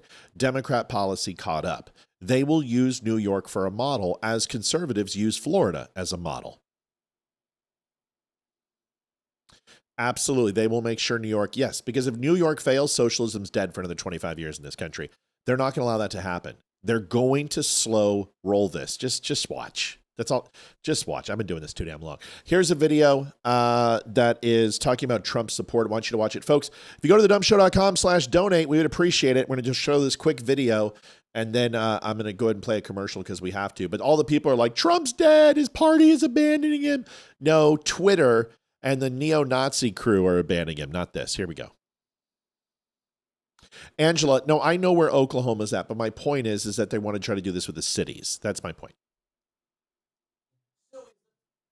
And I meant Nebraska, not Oklahoma. That's why I said change Oklahoma to Nebraska. There's some vulnerable states out there. Iowa's vulnerable. Ohio is vulnerable. Nebraska is vulnerable. There's vulnerable states, folks. President losing Republicans. No, look, this is still Donald Trump's Republican Party, and we can see it here. It's like a rock, to quote Bob Seger. I mean, take a look here. Republicans who approve of Trump, 6 months ago, it was 87%. Now, well, hello, it's the same number. It's 87%. He has not lost any support among Republicans compared to 6 months ago. As I said at the beginning, he's like a rock. He's like a rock. The Republican base is sticking by Donald Trump at this point in time. It really is interesting to watch his overall approval rating go down, but see this be completely constant here. It is among independents. It is not among Republicans. Okay, so how does this compare to past presidents in a second term? Yeah, okay. I think this gives the game away, right? Which is Donald Trump, if you look at 21st century presidents, own party approval at this point in term 2. Who leads the pack? It's Donald John Trump. 87% of Republicans approve of Donald John Trump. You go back to 2013. Oh, we're playing a video. Deirdre Daly donating $75. Happy turkey emoji. Thanksgiving. Thank you, Deirdre. We love you. Appreciate you. 78% of Democrats supported Barack Obama, and it was 78% of Republicans who supported George W. Bush back in 2005 at this point. So Donald Trump has the biggest highest own party approval of any president who served their entire second term in the 21st century. You could look at this one of two ways. You could say, obviously, he's doing way better than past presidents. Or you could say, there is still room to settle. If there is a reversion to the mean here, if that does fall further, that could chip into his overall approval rating. Okay, Marjorie Taylor Greene resigning from Congress in January. One of the concerns is that Donald Trump backed someone in a primary against her. How has Donald Trump done in his congressional endorsements? You know, when you go up against Donald Trump, you're going up. The answer is not well, surprisingly enough. See, when people say that Donald Trump is a master at his congressional endorsements, that's not true. In 2020, 2022, 17 different solely Donald Trump non-RNC GOP endorsed candidates, he went 0 for 17. Mohammed Oz, Herschel Walker, CJ Majewski up in Ohio. We can go on and on and on. Kerry Lake. We just go on and on and on and on and on. He was 0 for 17. The thing that makes him where they go, oh, well, he's such an amazing supporter is when the GOP or RNC is already supporting them, and then Trump puts themselves behind. But in real purple / slightly blue states, even slightly pink, complete abysmal failure. Donald Trump is the candidates he picks. So for people to say that Donald Trump is some sort of prognosticator, the Nostradamus, he's not. And I could have told you that. There are many Muslims in Oklahoma. I've seen more in public schools. In fact, the Muslim students got their own prayer time. Listen, there's no doubt in my mind that the big cities have plenty of Muslims in them, because Virginia's the same way. But I didn't mean Oklahoma going red. I meant Nebraska is what I said. There's definitely the larger city populations and center of America are having an impact, including Tulsa is having an issue. We know this. We know there's plenty of big cities that Oklahoma City and Tulsa are both having impact, just like that's the way they took a lot of Texas, although they're not turning it blue and it's not purple. But you look at El Paso, you look at San Antonio, you look at Austin, you look at Houston, you look at Dallas, it's all liberal. And the rural areas will go ahead and hold out. But we've seen plenty of states, including Virginia, where the rural can no longer compete with the city with the massive illegals that they brought into the country. That's it. That's just it. Look what happened to Virginia. That's it. You allowed too many people to come in. Folks, I got to take a break. We're at 276.99. We definitely want to overdrive tonight. We've got a good 30 minutes left. Let's just do a quick commercial, take a pee, come back.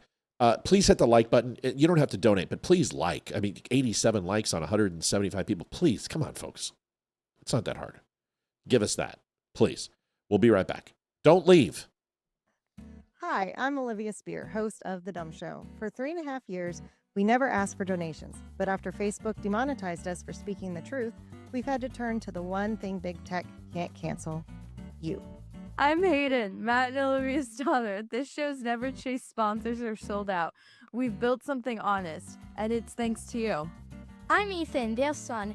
Every share, every dollar, every message, you're the reason we can keep calling out the BS and bringing color back to the world going gray. If you want to help, we take PayPal, Venmo, or snail mail. You can send it to P.O. Box 2, Round Hill, Virginia 20142. Can't donate? No problem. Just share the show with someone who needs to hear it. Thanks for helping us stay loud, proud, and completely uncensored. You can donate at thedumbshow.com/donate. You know what happens when you turn the dial harder? You can make a harder grimace. The harder you grimace, the more effective it is. You tighten it so freaking... I can't do it. I can't untighten it. That's what she said. That's what she's... Oof. Oof. Coming in with it. Pound it. Pound it. Pound. Child got 15. Ethan, you look like a hippie. Totally tubular. You know this is recording, right? Okay, let's go. Smile. Donate. Don't start with me. Donations. Every time you don't smile, I'm going to punch you in the ribs. Donations. Take one. Scene one. Ready. Set. Ethan. Break. Ready. Don't screw it up. Okay. Ethan, don't mess this up. Ready. Set. Action. No. Whoa. Director calls action, not some stupid toddler. But we've built something. There's no but there.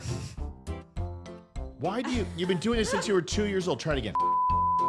Just share the show with someone who needs to hear it.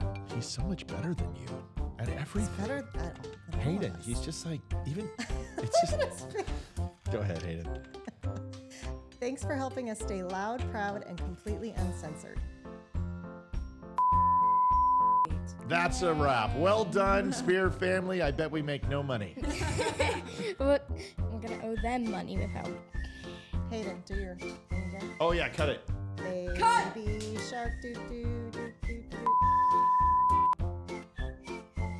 Yes, thank you for your donations. We appreciate it. Yeah, if you want to like, that's how you do it, just like that. Real simple. All you got to do is leave the live, come back in, and make sure you hit the like. That helps out tremendously and keeps the show funded and keeps it exciting, and people see it, and then they come in and they donate and they take care of the show. Have you guys seen this new trailer? I believe the show is the cartoon is called David, and this is really interesting. I haven't looked too much into it. I'm going to show you the trailer, and then we can look into it together and kind of discuss it. I just found it pretty intriguing that something like this, which maybe a couple of years ago would have been shunned and turned down. This looks interesting. Watch.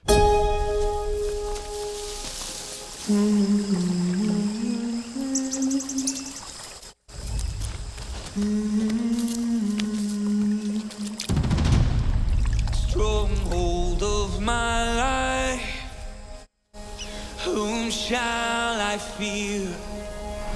Though the arrows may fly, by night and by day,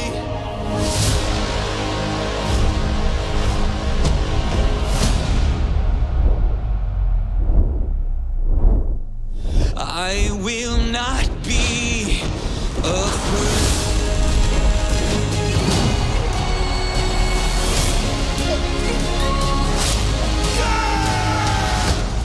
Are you ready for a great adventure? I will not be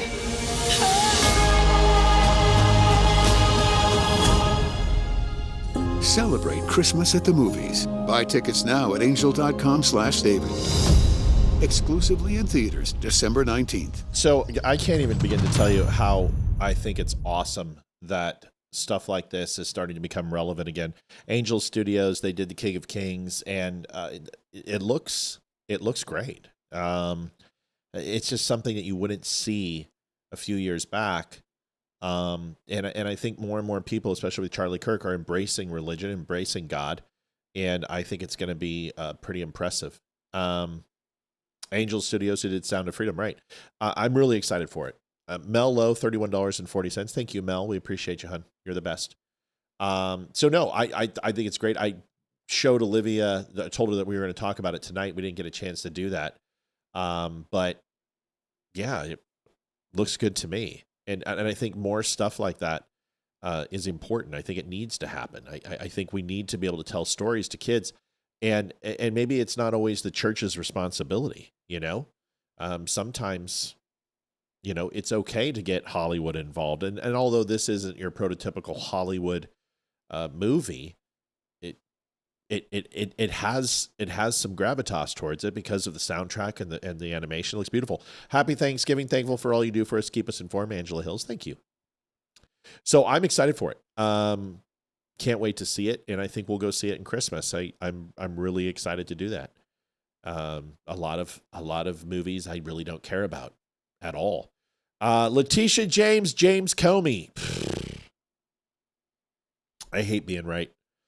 I told you nothing's going to happen. I think we all knew. I don't think this is one that I can take credit for. You know what I mean? 51.99 Thomas Austin. Thomas, so if the sun sets you free, you will be free indeed. John 8:36. Chapter 8, verse 36. So if the sun sets you free, you will be free indeed. Thomas, thank you for that. Yeah, I'm glad I'm feeling better too, Melanie. Thank you. Feeling much better. Listen, the swamp is never going to hold each other accountable.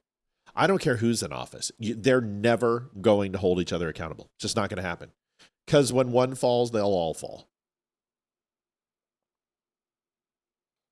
That's the truth. Here's Pam Bondi. And I hate to say it, but in my opinion, essentially admitting that she can't do the job. That's it. Maybe I'm just being negative. Here it is. Reaction to the James Comey, Letitia James case is being dropped today. Back in Washington, James Comey put out a video. He said this matters most because a message has to be sent. The President of the United States cannot use the Department of Justice to target his political enemies. Your reaction to the cases being dropped into that specific message? Sure, we'll be taking all available legal action, including an immediate appeal to hold Letitia James and James Comey accountable for their unlawful conduct. I'm going to keep going on this. I'm not worried about someone who has been charged with a very serious crime. His alleged actions were a betrayal of public trust. Okay, great. Then prove it and do something about it. I'm sick. I'm sick of it. I'm just tired of it. I'm tired of it. Here is Fox News talking about it, FBI. And you guys can hear it. Listen, I'm not trying to go black pill here. I'm not trying to be all like, oh, it's doom and gloom. But folks, we've been waiting for something here's the two things. One is that they're incapable of charging, indicting, proving the guilt, and sentencing these people, or there's nothing there. That's it. One of the two things. They're incapable to get the job done, which is to show without a reasonable doubt and to have enough evidence that anyone who dismisses a case will literally be disbarred for negligence, gross negligence. Like, these federal judges have to have merit and reason to, even if it's a slight, tiny little sliver. But to dismiss a case, it takes a fairly large amount of evidence to the contrary or lack of evidence to do so. I'm not saying that these federal judges aren't waxing political. Of course they are. Of course they are. That's not what I'm saying. But you got to understand they just can't say, nope, dismissed. That's not the way this works. There are rules. And do you really believe an appellate court is going to somehow change this? No, they're not. You have to make a case so strong, once again, that any dismissal or any type of negligence that is done will be met with the fullest extent of retribution and reciprocity. You have to. Now, I know you're like, well, Matt, they didn't have to do that with Trump. I understand that. But this is what happens with this system. This system is rigged against Republicans. It's rigged against conservatives. We know this. It's not going to change. You have politicized federal judges in place. And this is no more apparent than the 75 different legal challenges that Donald Trump has had in 9 months? Come on.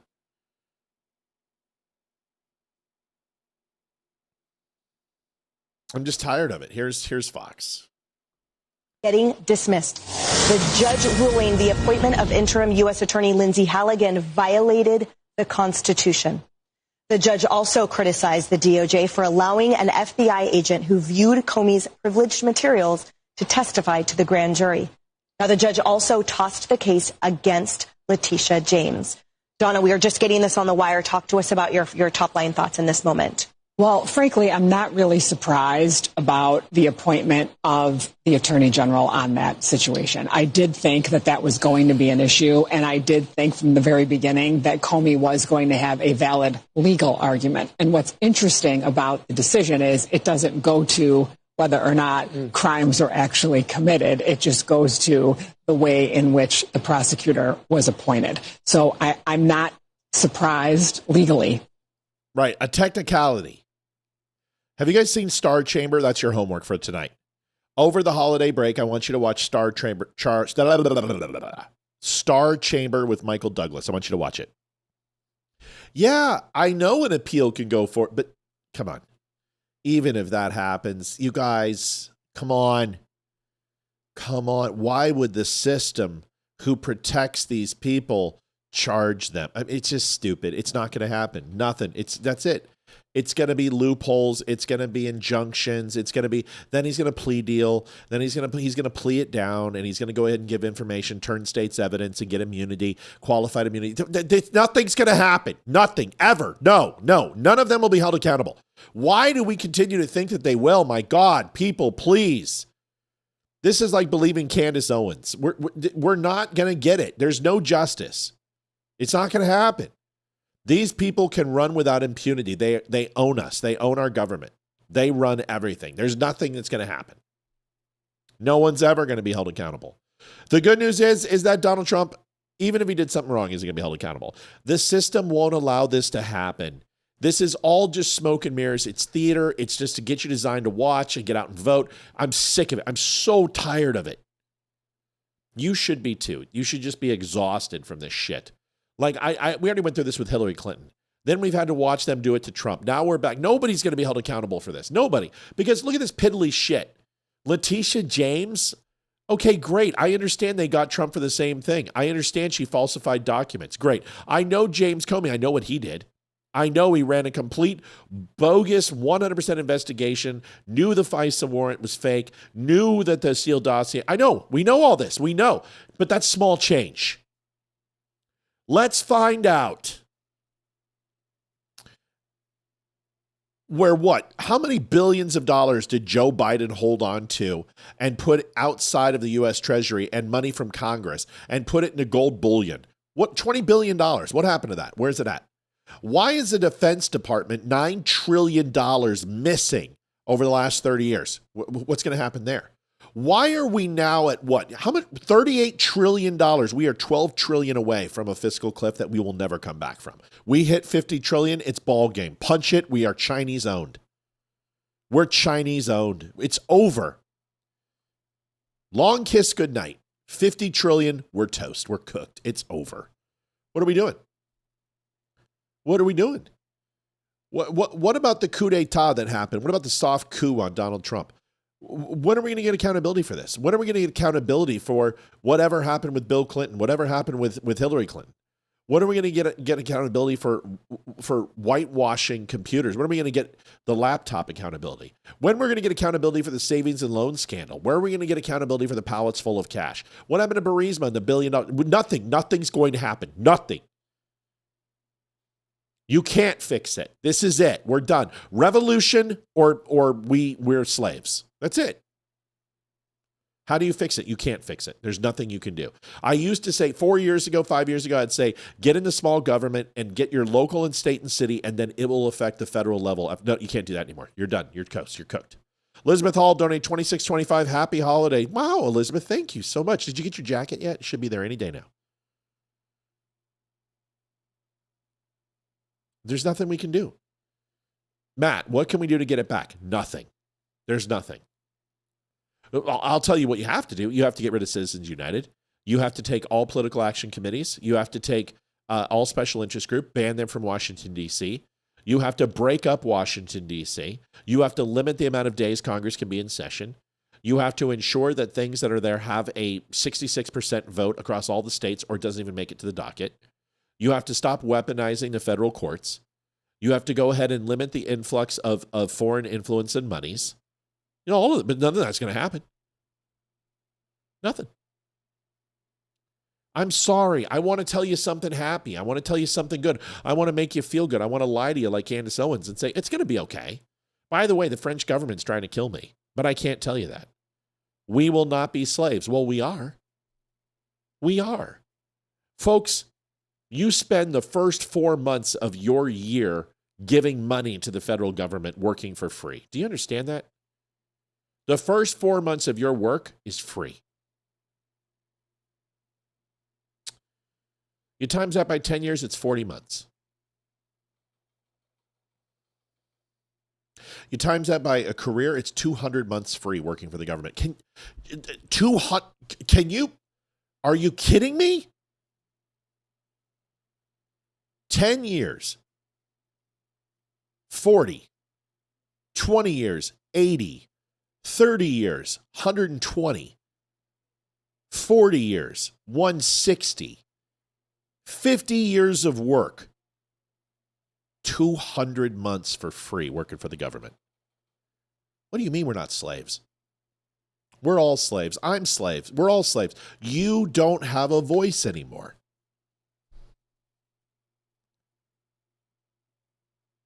I'm just telling you. It's not about doom and gloom. It's just about being honest. What is slavery? What is indentured servitude? Can you quit your job? No. Can you retire when you're supposed to? No. Are you going to get what you paid into it? Maybe. Do you own your home? No. Do you own your car? No. You have to pay a yearly tax on your car. You have to pay a tax on your property, even though you own it, right? And then at any time, the government can come in and they can seize your property with an eminent domain just because they want to, just because they say it's important. Folks, this whole illusion is crazy. But can we stop pretending that this is free? That we're freedom? This is freedom? You know, I play a game, it's called Arc Raiders. And I just started playing it a couple weeks ago. And can I tell you how much I love it? Because there's no illusions in this game. It's basically you versus robots. And you live below ground like the Murlocs and the Eloys. And you're down below. And you're a raider. And you got to go up to the earth, which has been taken over by robots. Flying drones, rolling flamethrower torch droids, snitches that call in other Hornet drones, a giant scarab that has a mortar, 50 millimeter mortar on it, and then another scarab, which is actually called the Matriarch, who looks like a giant crab, is all black metal. And then you have the Patriarch, which we haven't even seen yet be able to fight. And you go there and you slowly grind out and you pick up pieces of metal and plastics and to make yourself a rudimentary single shot firearm. And you got to go up there and survive. But the element is, you're like, okay, well, that's not too bad. You fight robots. What game does that? Well, this game, it's not just robots. You've got humans who may just decide to shoot you to steal your shit. And you have to exfil within a certain period of time. So you got like 30 minutes on the clock. You got to go in and get as much shit as you can. And then you got to go through and go back down and get out of topside because an orbiter's coming and an orbiter is going to nuke the entire planet. So you got to get the hell out of there and go underground.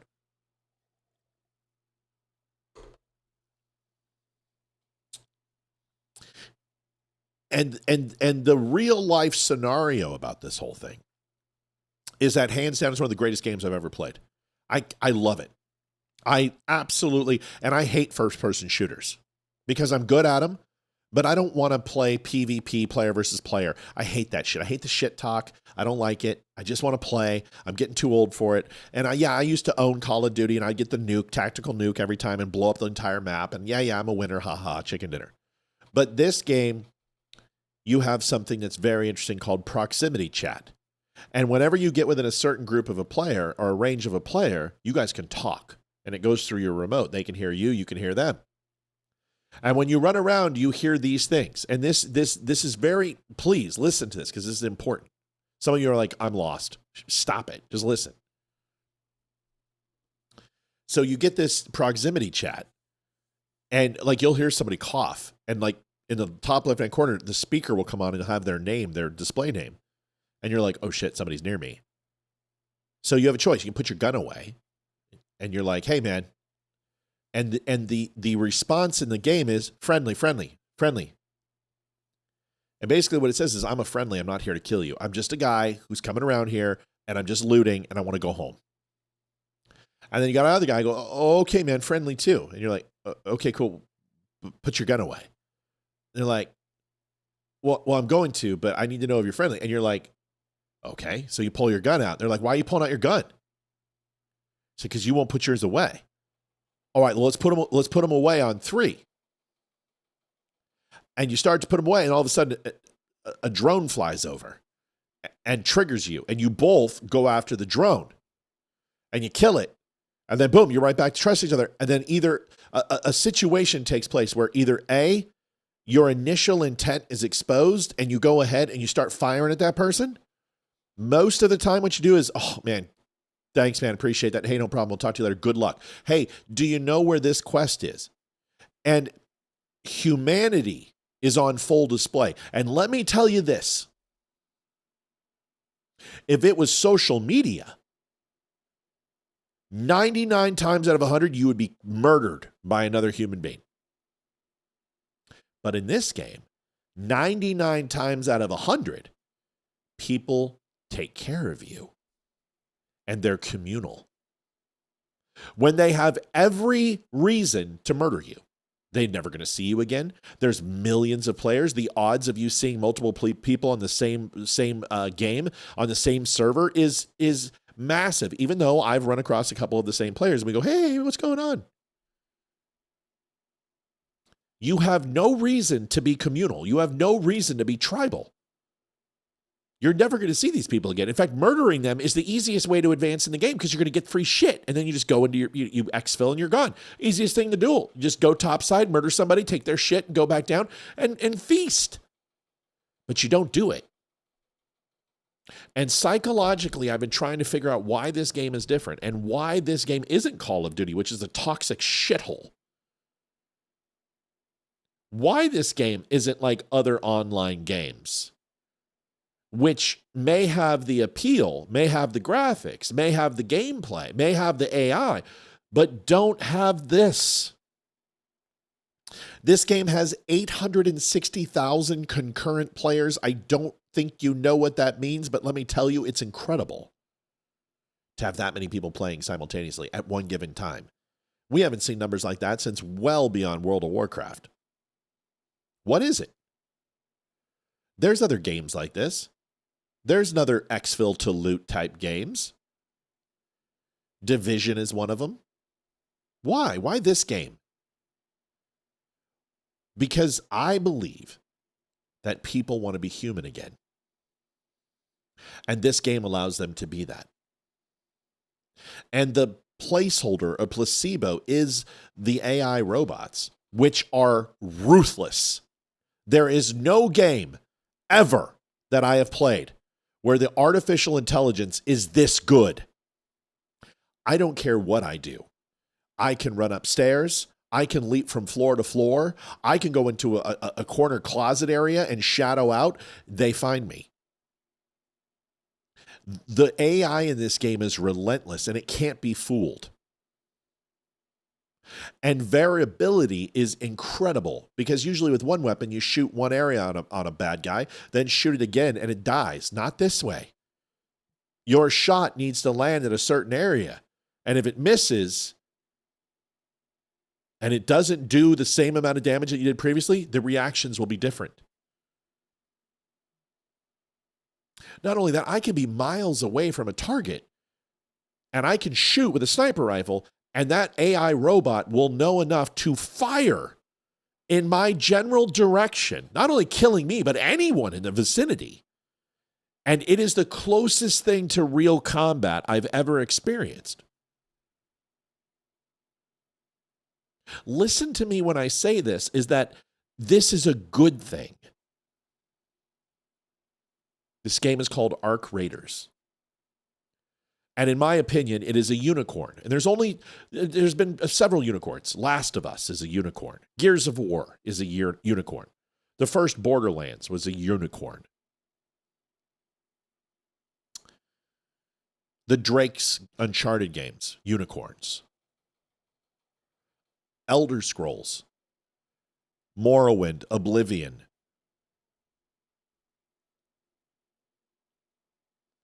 Elden Ring. World of Warcraft, EverQuest. These are unicorns. These are games that you have to play if you're a gamer. You must play them. If you don't, you're a failure in life. But Arc Raiders is a unicorn, and it will be Game of the Year because it is the greatest game that I have played in at least a decade. Last of Us was, but this is a different type of game. And it's meant for people who are, the old school gamers are loving it because it's reminiscent of old school gaming, like a Tomb Raider, like a Borderlands, like a collection type game. It's got all the first person availability, but it's got the PvP and the EVP experience gameplay. It's got everything. But the human element inside this game is amazing.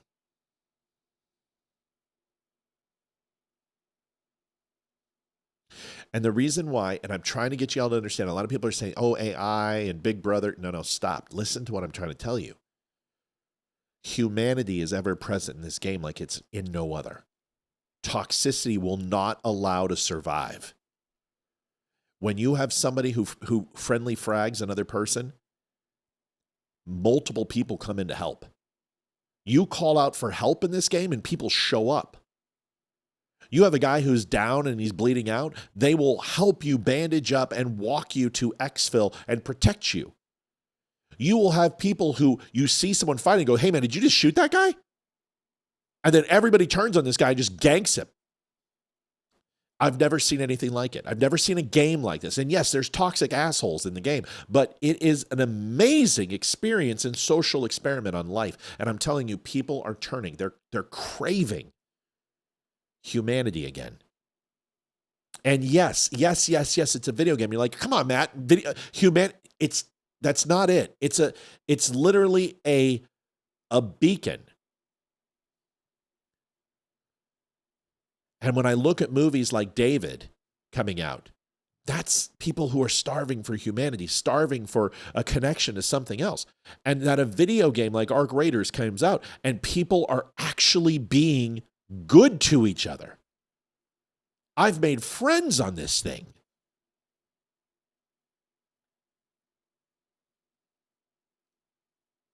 Please understand that gives me hope.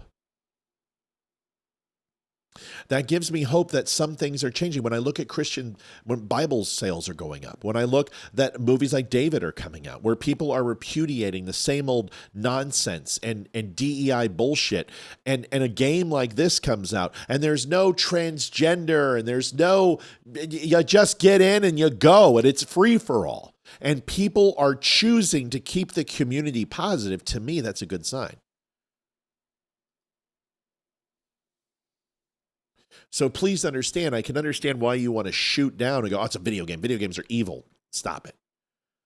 You're talking to a video game player my whole life. I've been playing video games since I was 6 years old.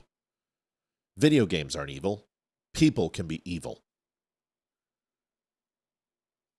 So for most of you, you're like, I don't want to play that game. That game sounds stupid.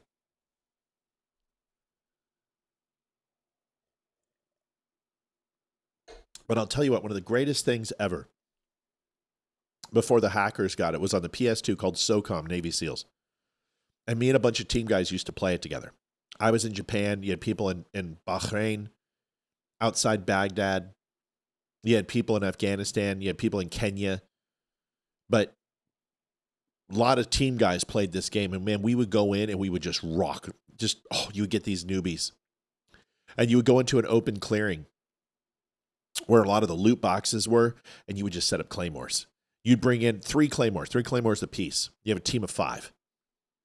15 claymores, you can put a circle in there. And what you do is you pop your smoke grenade, throw it in the middle, then everyone would go up into their sniper nests. They would go ahead and allow everyone to go into that smoke, knowing that's where all the loot boxes were. And you would go ahead and you'd use thermal imaging. And once you got enough guys in there, everyone would pop the claymores and you would just literally wipe out an entire group. That was fun, and there was something communal about it, something fun.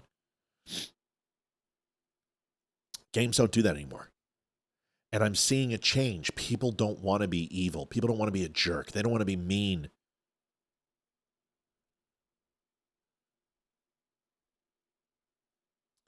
And the Call of Duty toxic crap. The reason why in Call of Duty, it just promotes you guys murdering each other. It's all you do is kill bad guys or kill each other. And in this one, it gives you a choice. And most people make the right choice. You've got the stupid fucktards who come in there and just shoot you, and you're like, dude, you're a douche. Like, screw you, boomer. And you're like, okay, you know what? Okay, you won. Congratulations, kid. By the way, I've got a 275,000 gamer score. I was number 1 in the world, top 10 in the world at one point, but fuck yourself. I'm a boomer.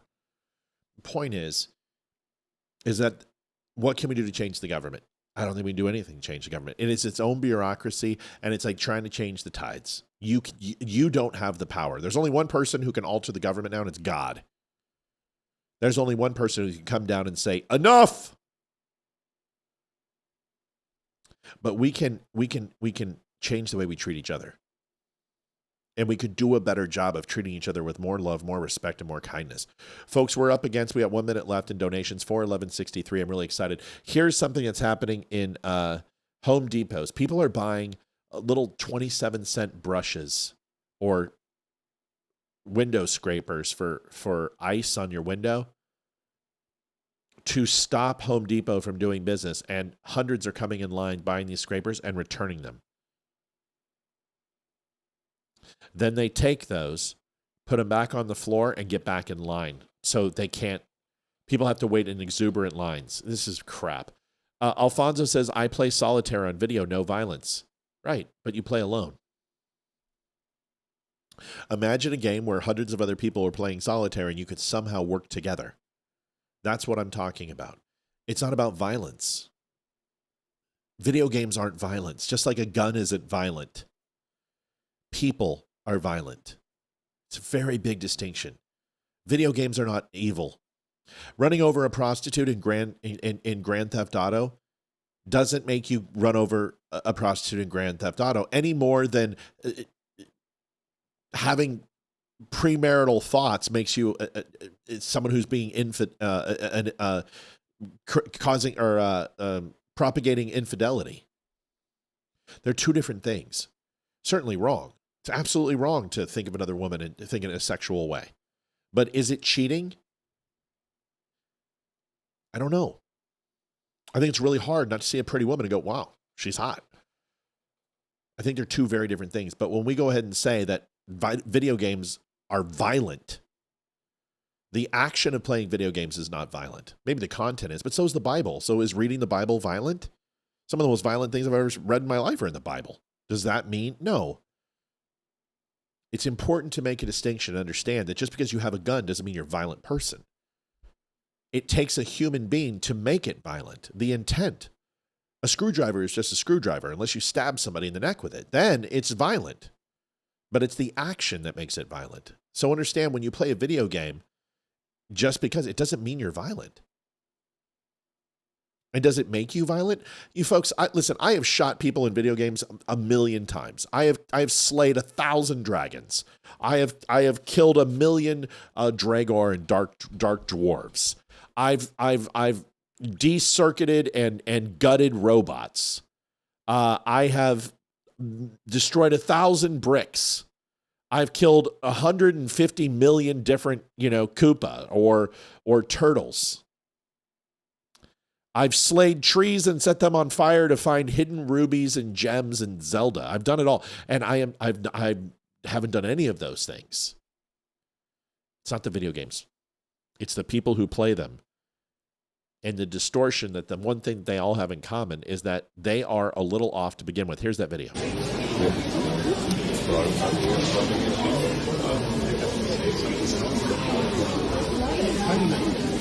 Taylor Richard's drummer. That's what actually was out of position.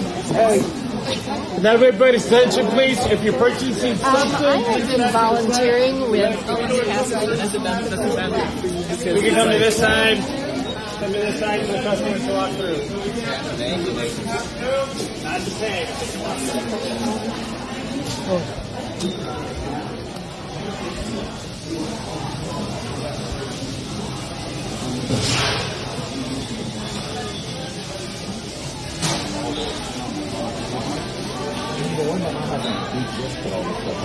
But they still have like a good amount of labor.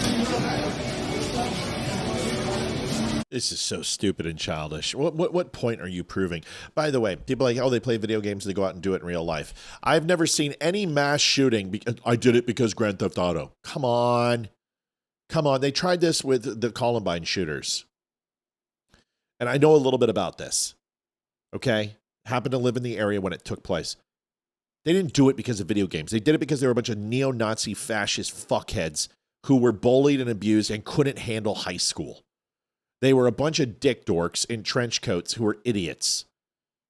Okay? It wasn't because of video games. It wasn't because they killed too many Koopa. It wasn't because they slayed too many dragons. It wasn't because they shot people in Call of Duty or they ran over prostitutes in Grand Theft Auto. I've run over prostitutes in Grand Theft Auto and I haven't murdered anybody. There's something wrong with people to begin with, long before the video games. Like, oh, well, the video games make it happen. Well, so do movies. So do books. So does reading history. The world is a violent place. People are violent. People have that tendency. We all do. We all have that ability to be violent. Every one of you. Oh, I'm not. I'm a pacifist. No, you're not. The right situation and you'll be violent. That is just the way the world works. We are a violent people, a violent species. And just because of a video game or a book or something else, that doesn't matter. Should young kids, 12 years old, be running over hookers? No, that's a parent's responsibility. Fix it. I'm an adult. I'll do what the hell I want. And if you're an idiot who literally goes into a Home Depot and just to slow them, you're a moron. It doesn't make any sense to me. It doesn't make any sense. We had a lot to cover tonight. I am going to cover a couple things. I'm going to wait for Olivia for Wednesday. I do want to address this. We're going to end with this. This one's pretty important to me. This is Brandon Tatum.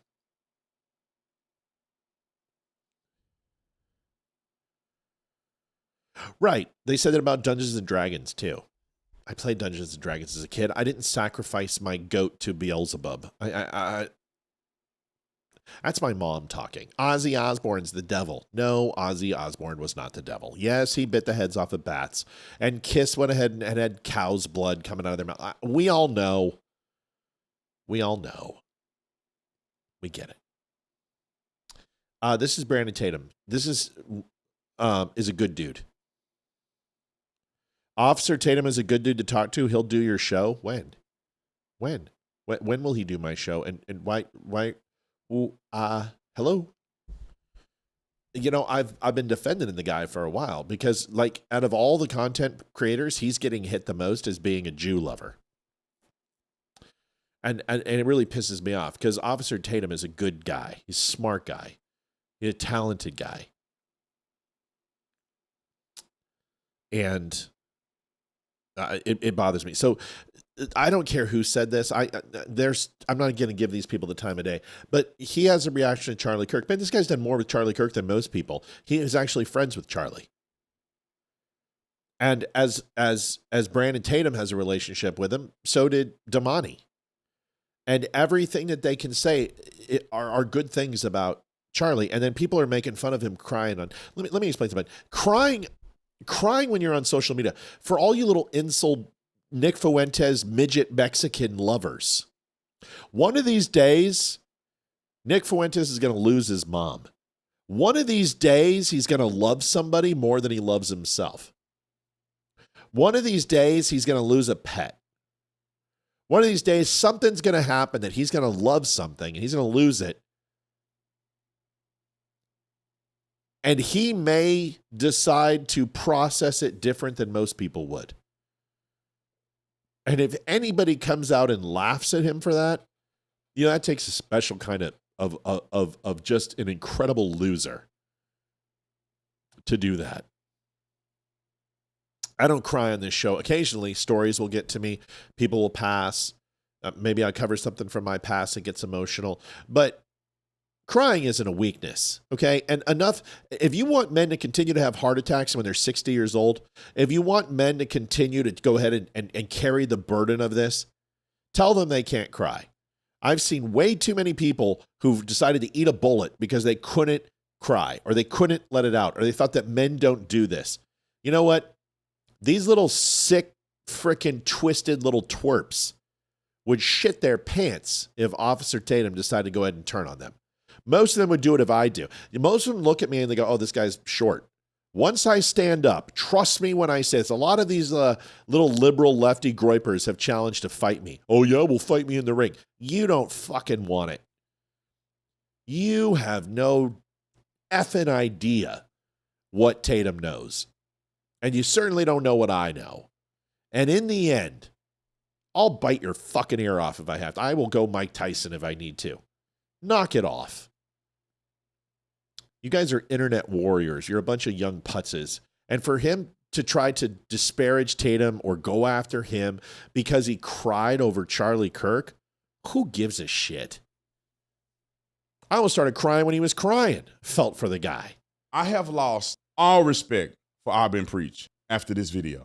I'm her foundation. I'm her strong point.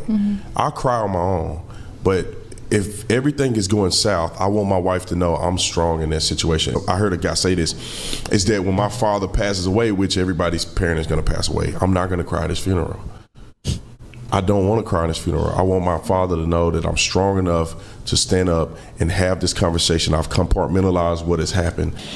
You don't get your lick back.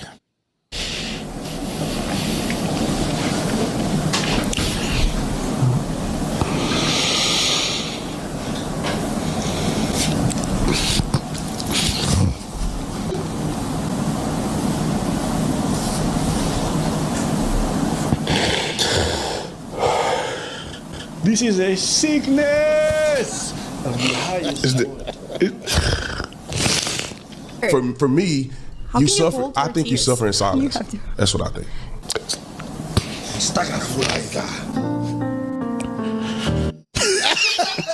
But to take a video from 2 years ago to somehow leverage that to make fun of me for crying, tearing up when Charlie Kirk was murdered is insane to me. If I lost followers or something, somebody gave a bad review on my store and I cried about it, I can see somebody trying to leverage that to make fun of me. That's fine. It's fair game. But for you to be so disgusting, to try to make a point, which my original point wasn't even nothing that they're referring to, but to try to make a point to bash a person who had an emotional response to his friend getting assassinated in front of the world. I wasn't just a follower of Charlie. He was a friend of mine. I just seen him not too long before he got killed. Just did an event. We just talked backstage at an event, which I have done Turning Point events since 2018 every year. I have done events with Charlie. I've done events for Charlie. I've worked with Turning Point and been at their headquarters. I used to work with Turning Point directly, meaning that I used to work for them as the urban engagement director. We went to the White House together. I mean, they just acquired Blexit, which I'm a co-founder of. All right. Let me just put this down for you. This is something that, okay, only podcasters would understand, okay? I think I've been doing this long enough to understand. I'm not Tatum. I'm not Charlie. I'm none of these guys. I don't have anything like they do. And it's not that I don't have the skill set. I just don't believe that either A, we have truly found what and how we need to present this show, or I just don't have the talent to be that good. That's it. And it's fine. There's nothing wrong with that. You can reach your limit or get to it after a long period of time, and it doesn't matter how you get there. There's people who have overnight success. It is an extremely competitive area. And the fact that we are even in the top 1%, 2% of podcasts in the country humbles me every single day. Does that mean that we have millions of listeners? Nope. Does it mean we have 100,000 listeners? No. Does it mean we have 10,000 listeners? No. Does it mean we have 1,000? Yes. Between the podcast, the live show. But does it mean we have millions of people who interact with our show? Yes. Do we have millions of people who interact with our site? Yes, we do. And are we able to have a living off of this? Sure. But let me explain something to y'all. This thing right here, it goes away. The microphone, the cameras, the lights, it goes away. And you get to a point where it becomes an extension of who you are. And it no longer becomes foreign. It no longer becomes unfamiliar. And the only way I can describe it is like the first time you move into a house. You get comfortable in a certain area, but then you walk around and you're like, this feels weird. But then you go into the kitchen and the living room, and that's where you're boom, boom, boom, boom, boom. Kitchen, living room, bedroom. Kitchen, living room, bedroom. And then all of a sudden you go downstairs when you haven't really went down there, and it feels weird. The sounds are weird. The smell is weird. The where everything's at, the light switches, everything's foreign. But after a while, it becomes familiar, and it's like riding a bike. It's like when you start a job. You couldn't imagine where they put the toilet paper. And you look everywhere, and you can't find it because you're lost. But then there's this cupboard, a door, and you unlock it, you see it, and you go, okay, now I know where it's at. You walk in, you grab it, and although it seems unfamiliar, you get used to it. And then it becomes second nature. Same thing with a weapon, same things with a car, same thing with a woman's body when you first start dating. Everything is new, and it's different, and you don't understand it, and it's not familiar, and there's this prosthetic feel to it. It's not organic. But then you get to a point where no matter what, it's the most familiar thing you've ever experienced, and you can't convince yourself that at any time was it this unfamiliar, this benign, this detached as it is right now. Everybody knows what I'm talking about. Everyone had their first day of school. Everyone moved into a new house. Everyone had their dorm. Everyone had a new job where everything just seemed like past this point is just the unknown. It's the Twilight Zone.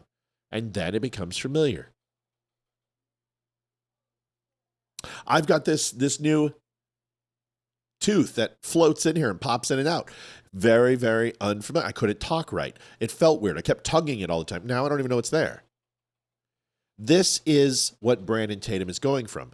And 2 years ago, he may have said, you know what, you should internalize your pain, whatever. But he has now become one with the TV, one with a microphone, one with a camera. And it's no longer him talking to 1 million people, him talking to 100,000 or 10,000 or 1,000 or 100. It's an extension of him.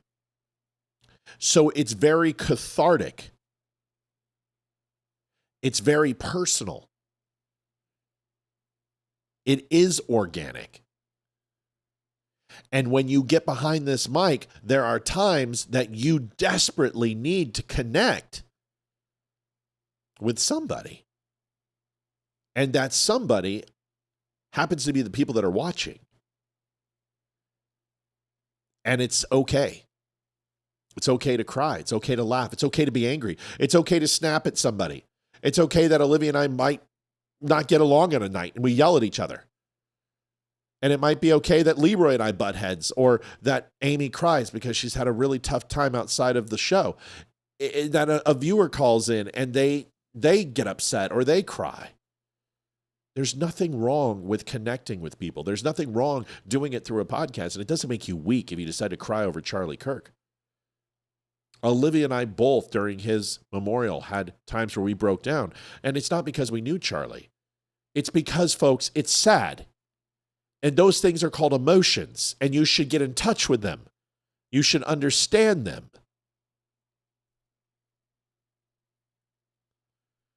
Because the more and more that we get to this prosthetic, carterized, emotional emptiness that we all face, the more and the less life means something. The one thing that I learned when I'm 51 years old is that I used to be afraid of death. That was the most fearful thing in my world. I was so scared of it. Now, I'm still afraid of it, but I'm not afraid to die. I'm afraid to not be there for my kids. I'm not afraid to see the Avalanche do what they're doing this year. By the way, 16-1-5. I don't think you understand what this means. 16-1-5. They've lost one time in regulation. They've played 22 games. They have gotten a point in all of them except for one. This is unheard of. This doesn't happen in the modern era. What the Colorado Avalanche are a wagon. Watch them. I'm telling you, watch the Avs. The point is I get what Brandon Tatum's going through. I love him for it. I think it's amazing. I got to watch my good friend Damani cook brisket on a video. And I almost started crying because he was so freaking happy. And by the way, that was too well done, bro. I don't know what the hell you're cooking. I know it was an end piece, but no. But it was good. And you know what? It probably wasn't even the best brisket in the world, but he made it. He was so excited. And there's nothing wrong with that. There's nothing wrong with showing emotion. Folks, I appreciate you. Thank you for tonight. It helped tonight. We overdrove quite a bit. We needed to. It's going to be tight. We are going to be on Thanksgiving Eve. We're not going to come on Thanksgiving, so we won't be on Thanksgiving, but we'll be on the rest. Paul Rivera says, Matt, ... what? 3 dots is an ellipsis. 4 is too many. Burnt ends. It's okay. It was good. It was moist. That's all that matters. The brisket was moist. He did it right. It looked good. Great show tonight. I'd like to see Avs, Broncos, and Nuggets championship. You may get it, dude. Broncos are going to have a tough time. They've never been there before. They were at the playoffs last year, but they haven't been there. And being there and playing a Super Bowl game is very different, especially if you're going to play somebody like New England, you're going to play Philadelphia, or the Colts. These are Colts, not so much, but you got to know what it's like to be there. So the Broncos are going to have a tough time. Nuggets are in a prime position to take it, and the Avs, they got the sauce. Like, you know me. Avs are good. Avs are so good that when they play like shit, they still win. The last 2 games, they played horrible, so their defense just shut out both teams. They have 2 shutouts back to back. This is hockey. No. It's incredible. If you know hockey, you know this is incredible. See, now I got to go ahead and call Damani and tell him I saw his video and how much it impressed me. Listen, we'll see you guys tomorrow. It'll be Leroy and I. Got one more for you? Oh, okay. So we're waiting. Liv, are we waiting? Ball says he's got one more for us. I'm waiting. Hold on, we're almost done.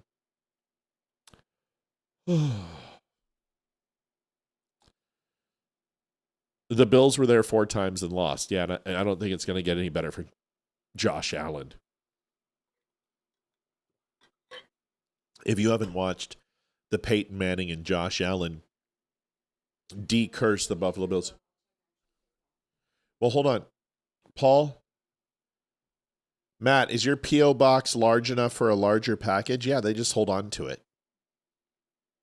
You gonna send me brisket? Oh, dude, send me brisket. We're gonna be good. Paul, did you want me? Oh, JD says, Matt, is your P.O. box large enough? Yeah, you guys can send me a boat if you want to. My post office knows who we are. Loretta, thank you. Yeah, we'll be back tomorrow. Paul, do you want me to hang on or do you want me to go? Tell me, man. I'm getting stuffy again. Jen, I'm aware of Texas brisket. You know I'm a Texan, right? Not born there, but lived there plenty of times. And I know burnt ends are good, but too well done on the burnt end. I don't like dry brisket. It's got to be moist. And this did look pretty moist. He did it right. Am I waiting? Thomas got a new stove. Great job. Am I waiting, Paul? What the hell, man?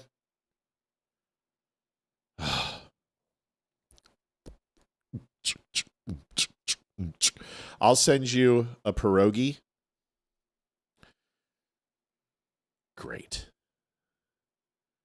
We cook brisket all the time and it's dripping. That's awesome. That's the only way. Brisket.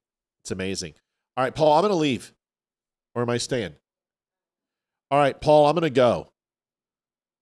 Josh Allen can't do it alone. I'm just saying. I'm not being disrespectful. Buffalo Bills, great team. I have all the respect for him. I'm just saying I don't know if Josh Allen's the guy to get it done. That's all I'm saying. I mean, you got to do it. You got to do it. Sometimes you got to take the game over. And I just haven't seen that from him. I've seen it in the playoffs. I've seen it in the regular season, but I haven't seen him take over a game like Tom Brady used to. No, Matt. No what? No what? No. Okay. All right. I got to go. I love you guys. Appreciate you. I'll see you tomorrow. God bless. Take care of each other. And we'll see you tomorrow night at 7 o'clock. Please stop by. Please come on by tomorrow. We'd love to see you. Good night, everybody. Adjusting transmitter output. This is the Don't Unfriend Me Show with your hosts, Matt, night, Tammy, Leroy, Amy, and Olivia. Geopolitics, military analysis, and election coverage. Coming to you live on all major social media channels at The Dumb Show. Honest, direct, unfiltered.